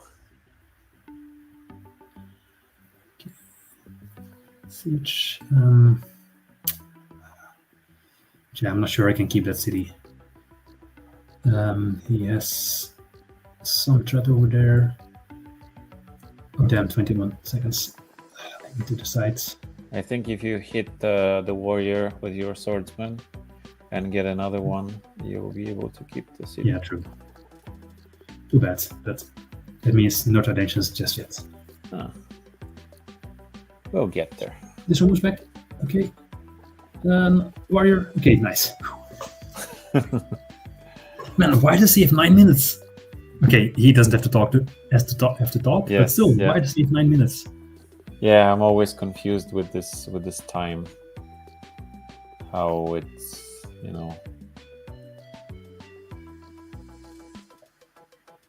So yeah, again, the Tridentian move wasn't very smart for me to go all in so quick with text just yet. Just didn't make a Tridentian. I hoped I would be able to do more, but frankly, I didn't really feel like I had time to calculate. Okay, so this is smart by him. By moving his crabs here, he can't. He blocks my archer. Otherwise, my archer would be able to support my crab in getting a siege here. Yeah. I don't think I have any ways I can actually pull the siege off at the moment. No, I don't see any. So that's a good move by him. Up here, I can attack, move away. I want to make a donation down here, but I can't because my city is kept. But you can kill your amphibian and get a trident. Actually, I can. I can suicide my amphibian. I can make sure my amphibian gets removed. That's true. I can't kill this thing, otherwise I might have a siege up here. No. So the good news is he put a lot of units in my reach. So I'm going to kill them. This one gets right. I don't move onto the ocean because of the water, and because I don't have water movement, which actually is really good at the moment because it means that the crab can't hurt me. This one starts shooting him. This one moves over here, hits the amphibian and passes away. Really, really nice. This one heals himself. This one will make space for a tridention over here. And I want a tridention over here, and I want a tridention over here. I do have all my archers. I am going to... I'm just going to move them back, I believe, because they are in range of the swords. I'm going to move my crab over here because actually do I have... Yeah, I have a lot better chances of capturing this city than this city with the crabs nearby. So I'm going to move my own crab over here to threaten this city with whatever I have. So moves down here, can shoot him. He can attack me, but he can't kill me. And with that, I can end my turn. This was a good turn. Yeah. Oh, we got a starfish. That's why I moved there.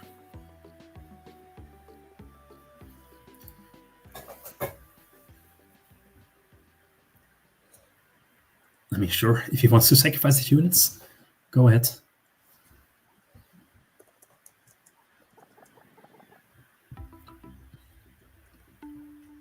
Again, shows the defensive power of the crab. I don't know why he did it, but he just lost pretty much his entire army. Meanwhile, over here, this one can... This attention... Oh, he even disbanded it. I was just about to kill the amphibian. Who also got tensions. Oh. Yeah. Oh, how dare you. That's my thing.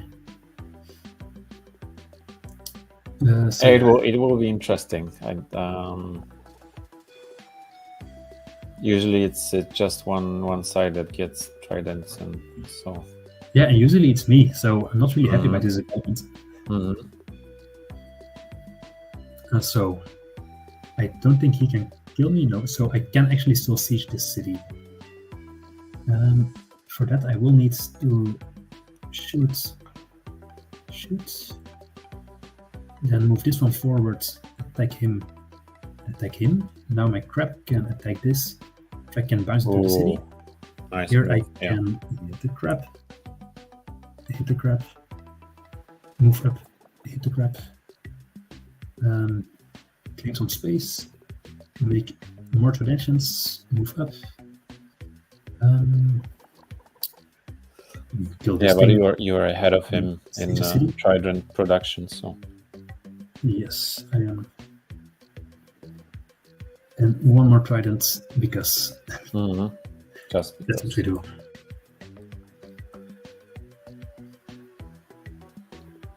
Okay, that's interesting. So the crab is gone. Yeah, but the problem with his army is that he doesn't have any units, so he will obviously attack. Yeah, he doesn't have a way to unsiege. So. Oh, he got a ruin instead of unsieging here. Oh, that's interesting decision. Yeah, I don't think I agree with that. Yeah, because you'll get 2 cities, and it will be what 7 against 4. 1, 2, yes, this one. Just have advantage. 1, 2. No, so this one needs to heal, otherwise it gets one shot. There's attention. Move forwards, move forwards. So, because he has his own traditions, and I need to be careful of the range. His tradition can move to here, so I don't want to put my traditions anywhere on this line. That I'm going to move back a little bit. This one, shoot here, shoot here, shoot here. You were thanked. All right. Okay. Yeah. Good game. Yeah, good game. Wow. Let's have a look what happened there. If you're exhausted. This one was a difficult game. Let me first quickly share replays with you so that you have them as well. Is it fine if I post them in the stream chat? There's one.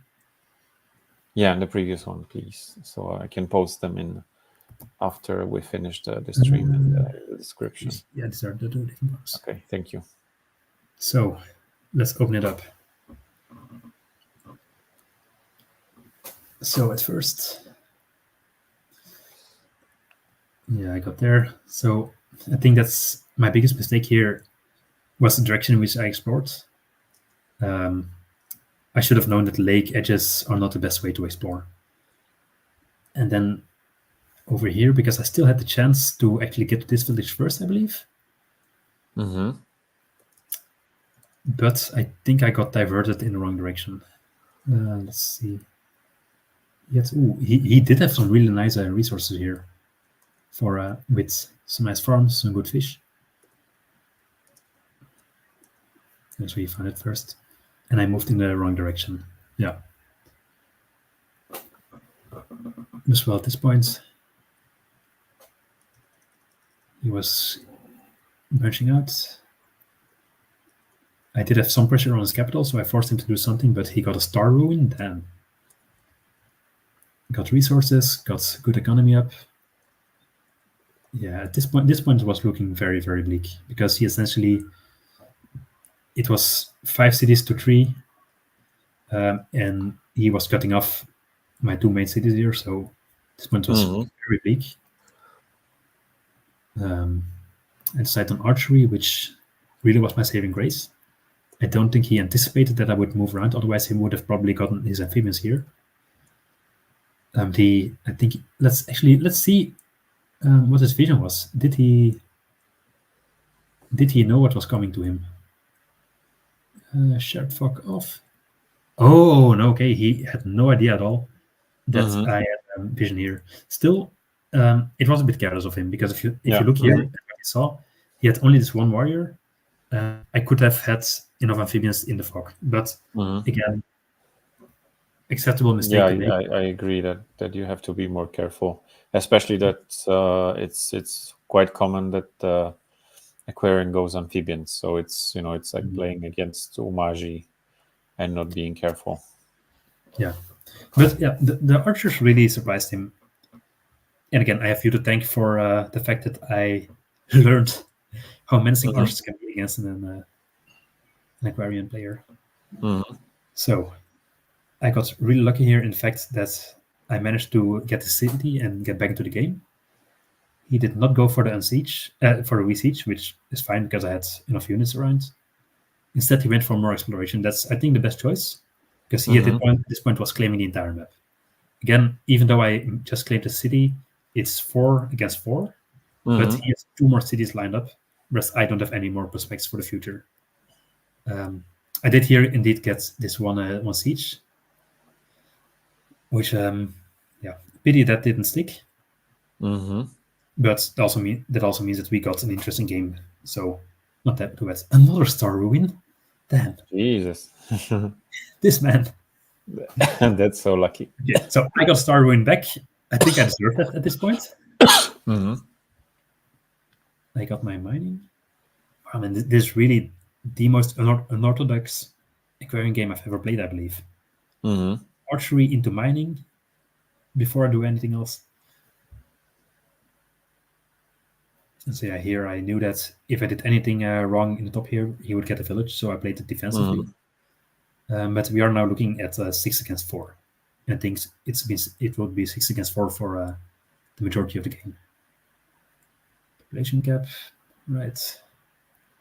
got my crab here. Yeah, so I think going in on his side, going sharks would have been a better play, because then going shark, I think. Yeah. Because the thing is with sharks, they're 8-cost units, right? And if you use them as a land unit. Yeah, but like, putting more pressure on this CD that you had in the west, because in the with east. Yeah, sorry, in the east, true. yeah. Because without the range, amphibians have 2. So Yeah. I, just for the range, I'm not saying that the sharks are the best because of their cost, obviously, like you said. But for the range, I think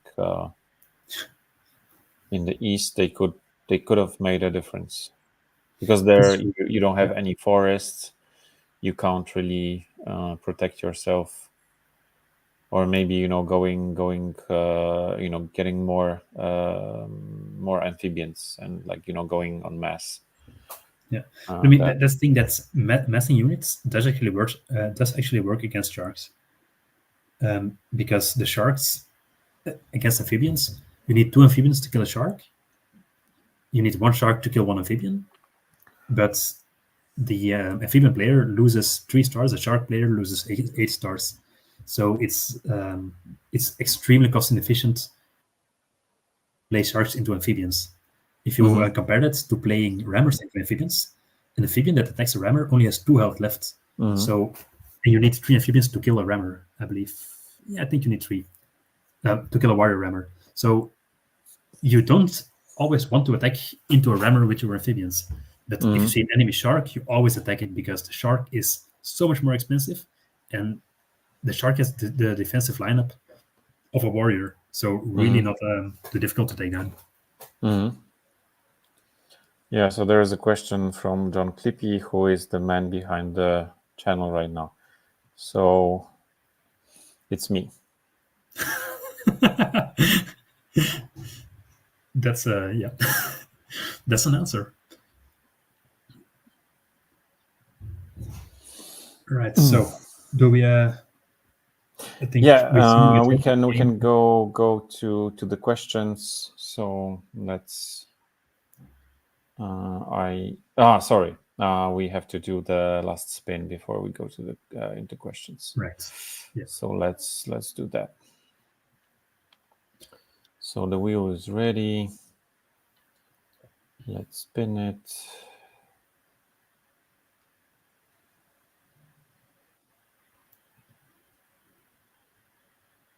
Okay, number 17. So let's remove that and see who is 17. So Tense Gorilla is the last one to win a code. Like I said, I will get in touch with you guys via email and send you the codes in the coming days, so you'll be able to play the beta. Okay. So should I share some questions, or can you? Because I know that you went through some of them and you picked the most interesting ones. I did look through the questions quickly. I didn't get answers for all of them. So I think, well, let's see. One question here that we had was a person who asked us to review a game to teach him how to play in the long end game. Now, I did open the game to check it. It was an 8-player game on Waterworld Massive. I'm terribly sorry, but I'm not going to look at an 8-player game, Waterworld Massive, even while scrolling through it. It took me several minutes to get to the end. My main advice for how to avoid boring endgames is don't play Massive Waterworld with 8 people if you don't like boring endgames. The second advice I would give you for these sort of situations, don't play Waterworld, because Waterworld, well, water is less dynamic than land is. So a massive game on continents, on lakes, on archipelago even, has some more dynamics in it. A massive game on Waterworld just has lines of ships staring at each other, not much happening. So I wouldn't suggest playing massive Waterworld. But even then, in general, I would just suggest, if you really like to play massive, play a Glory game. Because Glory, I know people mostly like to play Might, but with Glory, you actually have something that ends the game before it's completely over. You can say, oh, we play up to like 25,000 K points. That's quite high on a Waterworld already. And then the game will be over when one of the two parties controls around half them. I don't know for sure because I don't play Massive Waterworld, even with Glory. But by setting these limits, it means you don't have to go through the entire slog at the end. The game will end at some point. Another thing you can do is, if you play with friends, you can just say, okay, we play until turn 30, and at turn 30, we decide, okay, now it completely ends, and the person with the most points wins, something like that. Yeah. I wouldn't suggest to play Massive Waterworld with people you don't know. Yeah. Okay.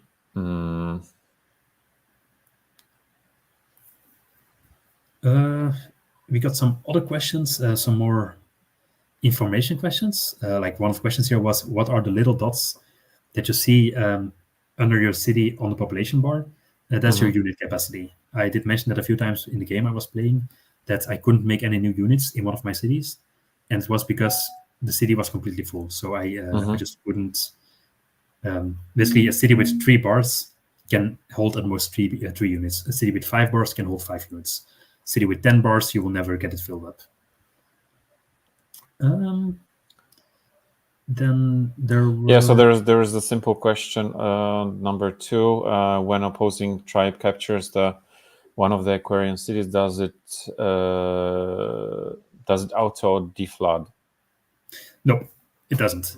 If an opposing tribe captures a city, the terrain just stays flooded. Same way, if an Aquarion captures a city on the land, the terrain also doesn't auto-flood. To deflood or to flood, you actually need to put in the effort. The only thing that auto-floods or auto-defloods is the city itself. So the tile of the city itself is also flooded for Aquarion, and it's not flooded for other tribes. And I do believe if another tribe captures a city on Aquarion land, it automatically defloods. So it becomes a regular. Yeah, I think so. Actually, I think we even saw it in the game with Justini, where he captured a city on Aquarion land.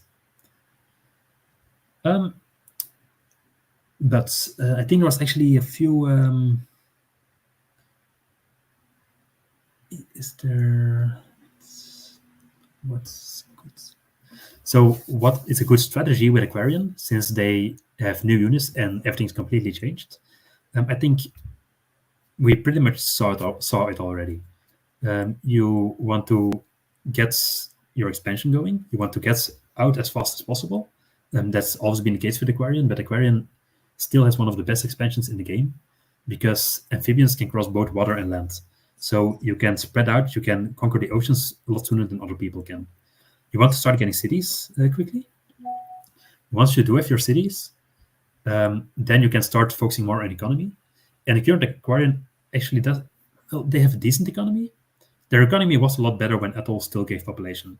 But even now, especially if you have gotten enough cities around you, if you're playing on a big enough map, it's really easy to get your, what's called again, your Grand Bazaar, your Rose Monument with Aquarion, because you only need to place down 2 or 3 atolls at most to connect 5 cities to your capital. So generally, with Aquarion, if you can manage to get a total of 6 cities, I suggest you go for your roads as soon as possible, get a few atolls down, and then use that to get 2 early giants, 2 early crabs. You'll get 1 crab from all the road connections, and then you will get a 2nd crab from using both your Monument of your Park of Fortune, and your Grand Bazaar. So the monument from upgrading city to level 5 and the monument from your roads. You use both of those monuments to then get a 2nd crab. And in doing so, you can get your crabs up. Crabs are really defensive. You can use them to push forward. And after that is basically try to fight melee on the water. The person who controls the water controls the game in Polytopia. And Aquarion is quite good at controlling the water. So don't worry too much about invading inland. Don't worry too much about, oh, I need to flood this tile, flood this tile, flood this tile. No, focus on the oceans first. And once you have the entire ocean controlled, at that point, the opponent doesn't really have much they can do anymore, because the moment they put ships in the water, you can use your Trodensians, you can use your amphibians to kill the ships.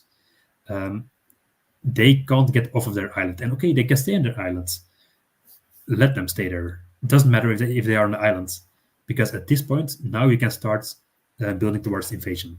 You probably won't need too much invasion anymore, because by this point, you will likely control 3/4 of the cities on the map. But let's say it's still difficult invasion.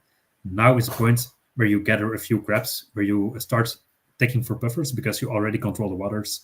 You don't need to worry too much about cost efficiency. You just get some buffers, start flooding everything, and you can now move inland and completely destroy them.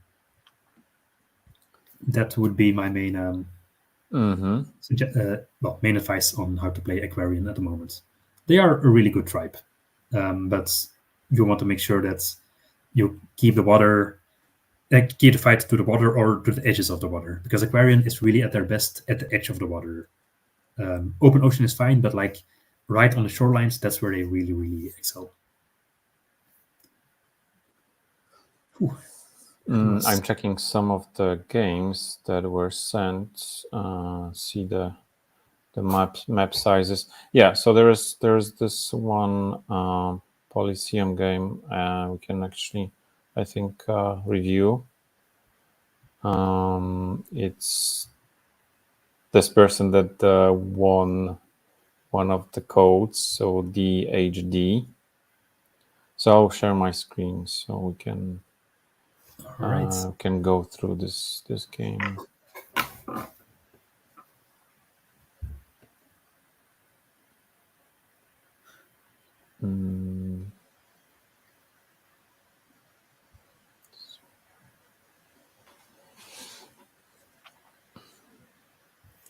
Yeah, so it's a Polyseum game from current Zabasi Polyseum. Yeah. So what? So let's see. What's the question? Yeah, I'm so worried about how to counter quick attack in 1v1 tournament ship attack, and want to overcome that thing, and how to capitalize properly in given time. Okay. So what do you think about the spawns here? If I look at those spawns, there's actually a lot of lands, because this looks like an archipelago game. Yeah, it's an archipelago. If you look at the middle, they could actually play this one with riders as well. I think because they're connected. The person on the left, the person in the west, they have better water access towards the place where they will likely be fighting. But the person on the east has better water access towards the rest of the map. The person on the west really needs their other cities for that. I do think that the person on the east has better village capacity in general. Yeah. They, yeah. Oh, that's the wrong direction. That's definitely the wrong. Actually, he's going for. He's immediately going for the lighthouse. For the lighthouse, yeah. No. But it was risky because there could have been just water tiles there. So no, he already saw those tiles, right? So he would definitely get his lighthouse scene. But I don't think that was a good idea, because in doing so, he delays his capture of his next cities. Yeah. I think it would have been much better. So, give me a moment, please. Sure.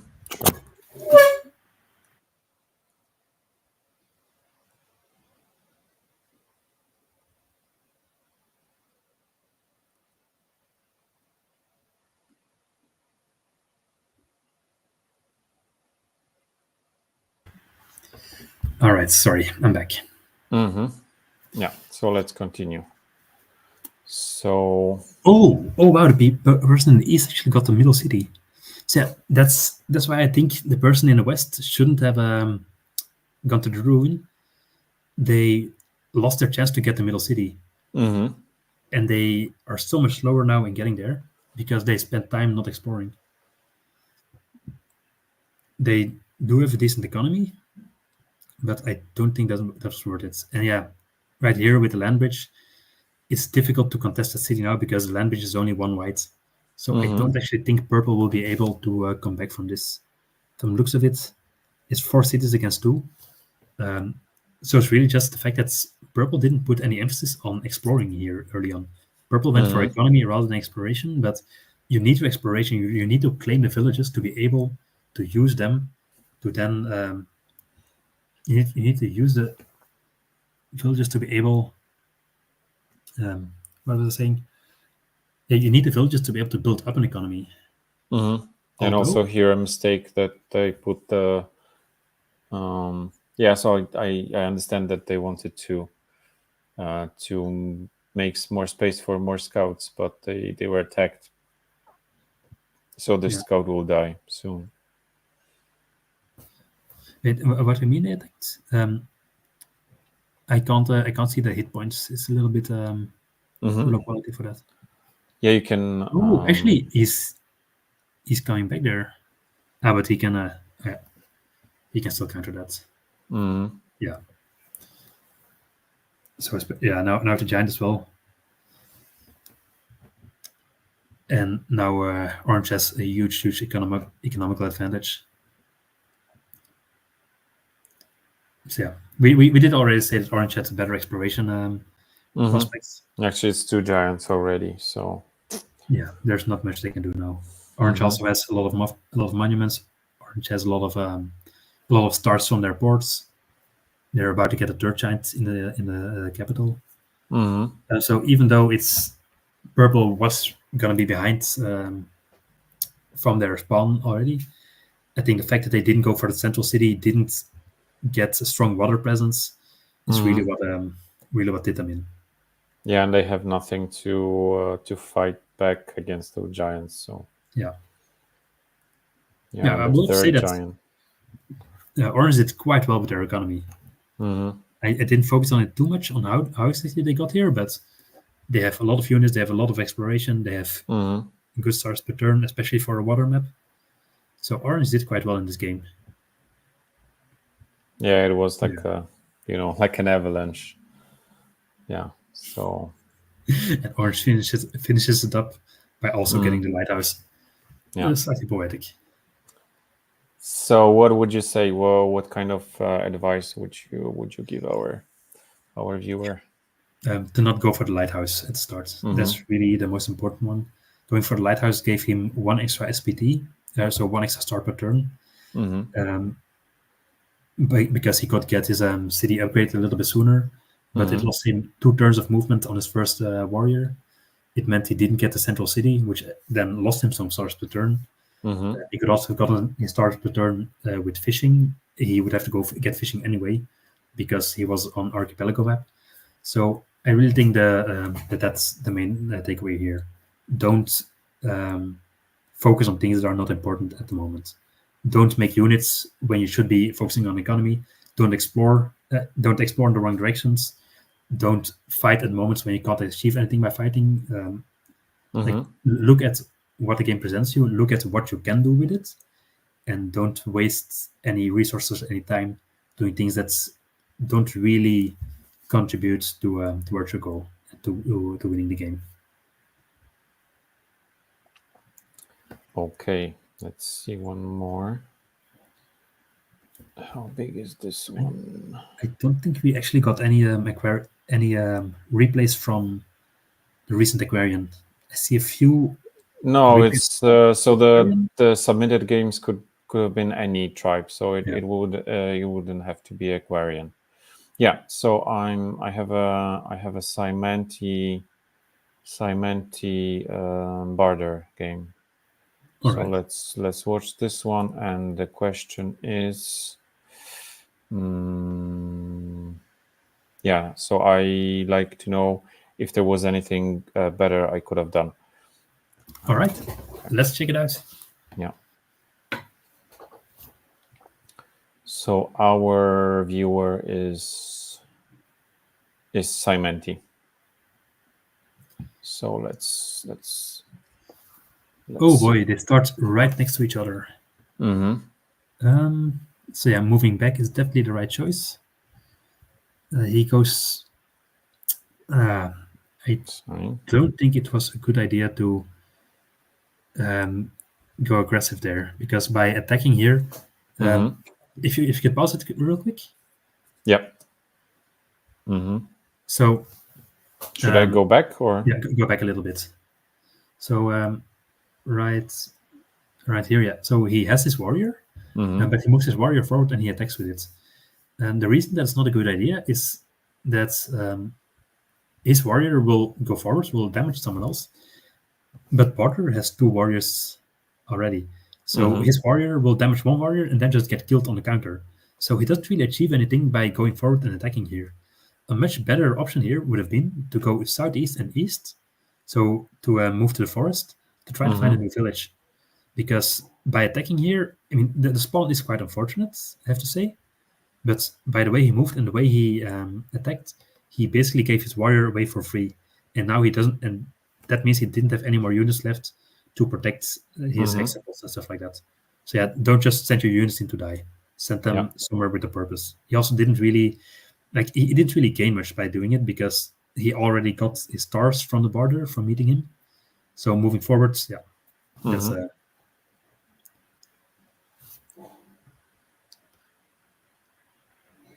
yeah, so here Barter got second village, and he already has three warriors. Yeah, and so it didn't really accomplish anything, the hit.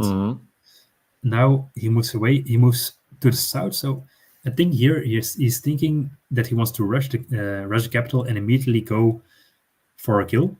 But he makes centipede on his own capital, hexpot on his own capital. Not very smart, because Barter knows as well that if 2 boosted warriors would attack his capital, then he would indeed be in trouble.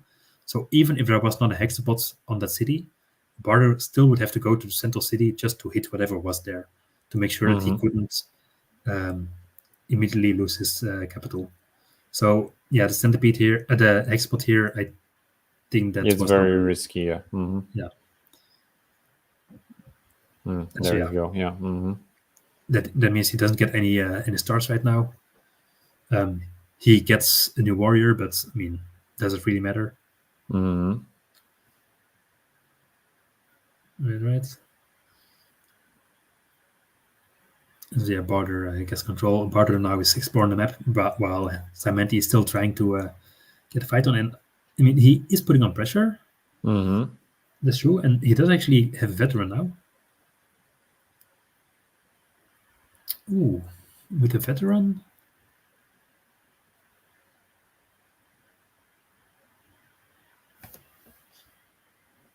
Wait. Oh, he actually won the game. Cement actually won the game. Really? That should not. Can you go a little bit further? Yeah. Wait. Further subterraneans. Yeah. Okay. So yeah. Because at this point, if you look at this, I do believe that Barter should have been able to unsiege. Wait, no, he wouldn't, because the riders. So yeah, Barter actually really screwed up. He spread himself too thin. That's interesting. Okay, yeah, I did not see that coming. I did not expect Samenti to be able to win this one.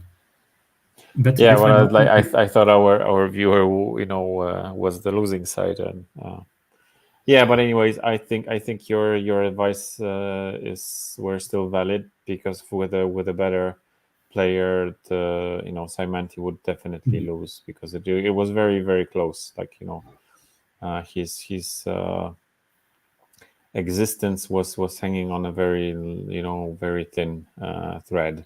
Yeah. If just a bit more skill was added on Barter's side, it would have been a lost game. So if this game if the game would be able to continue after a capital was captured, Barter would definitely win it, because Barter had better access to the entire map. Yeah, because here Simenti looks like it's cut out of the rest of the map, and you can't win any game with just one city, even the strongest. So he did really well getting that veteran warrior. I didn't see that part coming. That was a really good move to build up the one warrior that would be difficult to kill. Yeah, well played near the end. Yep. So maybe one last short. We'll see what's in here.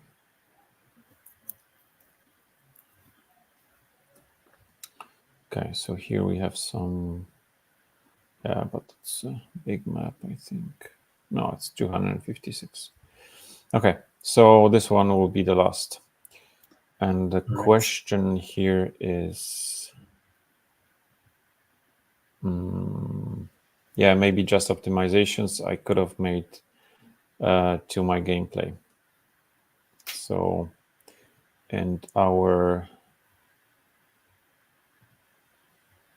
the person who is asking is playing, I think, wait, it's King Nectus. Yeah, so they are playing Vengir. Vengir, ooh. The first optimization advice I can give, don't play Vengir. Yeah. And then I will see how it goes for the rest. Yeah, let me just turn off this autofocus on. Yeah. I do find it interesting that he immediately went for climbing. And he didn't get a second warrior. So that's two things I can immediately tell him. You don't want rushing climbing immediately. Didn't really accomplish much. Sorry, I'll turn this autofocus on because it's a big map, so I can't. Yeah, didn't really accomplish too much for him. And the fact that he didn't get a second unit, either warrior or swordsman, that means that he is quite slow in his exploration. Now he did go for riders. Is good because they will help him speed up exploration. That's very, very unorthodox. Did he just get chivalry? Yeah. Huh. That is indeed very unorthodox. Yeah, so for you, you're doing better here tech-wise, going for the water, getting ready to go in there, but you're still not having any economy, I believe. Let's see what Sinji is doing here at the moment. Getting some decent vision, yeah. So yeah, you still don't have any economy. You got your climbing before, but you didn't pick up mining with it. And so even though you have climbing, it doesn't really accomplish much for you. You didn't benefit from it. You're getting some going all in on the water, I see. Some starfish. Roads. Why did you get roads? For the connections. Yeah. Still, I think for you the biggest thing here is where is the economy? Your opponent as well is turn 15. You have 10 stars per turn. 10 stars per turn. You have turn 16 with 8 stars per turn. Now you're finally getting mining. So yeah, I said before to focus a bit on exploration. Don't focus too much on exploration. You do want to have a bit of a balance. And in situations like this, I think you were quite lucky that your opponent also had a very bad economy. Because yeah, they also got some text that they actually did not use because they got chivalry and then they got navigation, which actually did not give them anything. So yeah, but you now have quite good water control, and I do think you're spotting it. You're now finally getting your economy up. So at this point, okay, there is a bomber coming. Okay. Yeah, the bomber coming. That's he made a bomber and he just moved it forwards. I think making bomber on your end here, I think it might have been overkill. I think you could have done it with some cheaper units. But I mean, you're already dominating him quite a lot, so it doesn't matter too much at this point. Because by now you do have an economy. Your opponent does not have an economy, and without an economy, you can't play the game. You can't afford any units at all. This border growth, I would have probably gotten population here. Yeah, it's cheaper to get a unit and just step on this one tile, with a warrior. because it doesn't give you any good fort spots. Kind of okay place for a sawmill, but with a border goats can be the strongest city upgrade you can get in the game, I believe. Mm-hmm. But you always have to wonder, why would I get a border growth? What do I get out of the border growth? Mm-hmm. The border growths, it might be things like you get a lot of extra resources. It might be that you, by border growing, you deny your opponent parts of his village because your border growth, you claim some space that would have belonged to your opponent once they capture a village. It might be that you want to border grow to get exclusive access to roads, because all the roads inside of your borders, your opponent can't use them. But if the roads are in no man's land, everyone can use them. So if you border grow, you say, okay, from now on, all these roads in these tiles, they're just mine. You can't use them anymore, and it makes you a lot safer. So it is often good to have one or two frontline cities that are border grown. But to just border grow a city because that doesn't make much sense.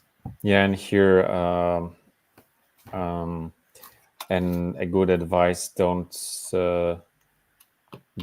move your bombers as close to the shoreline as you did, because they're like very vulnerable to attacks from the land. So it's better to keep the bombers like in one tile distance from the shore, and explore with scouts to get the vision, and then attack from the distance. Because like we saw here, a knight attacked your bomber, so they are not good for exploration, definitely. And the bombers also can't really do much there, right? Because like there are units in the fog, but you just can't see them.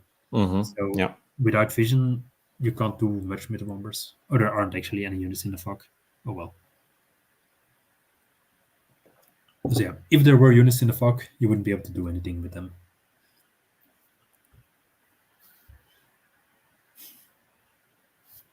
Yeah, so definitely good job on winning this game, but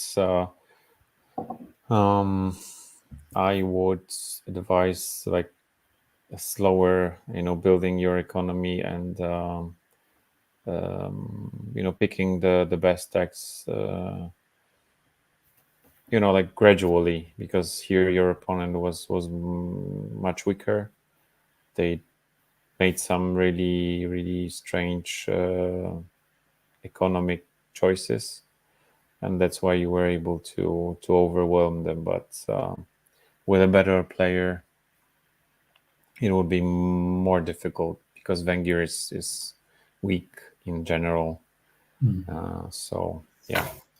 Well, except if you spawn right next to your opponents. Yeah, then you can rush them. Yeah. Like in the previous game where that border and some anti-spawns, the game would be over instantly, because nothing can stand against early swordsmen. Yeah. So I think we'll be wrapping up today. All right. I hope we answered as many questions as we could. Maybe next time I will do some adjustments so we could answer more. Anyway, thanks, Wanny, for being our experts and playing those nice games, and showing us more of the coming Aquarion rework. It was a pleasure. Thanks for having me. I really enjoyed being on air and just being able to play the game while talking. I think we've had two really interesting games as well to play. So it was a good evening. I just enjoyed myself this evening. So thanks for having me. Goodbye, everyone, and maybe see you later. By the way, I still intend to crush you in our game with Aquarion versus Polaris. Yeah, we'll see about that. So everyone, all Polytopians, thank you for watching. Thank you for the questions in the chat, and we'll see. I'm not quite sure yet when the update will be released. So maybe we'll have one more live stream before the update is available. We'll see about that. So stay tuned and check our our Discord and the blog on Steam. Thanks again. See you on the next one. Bye.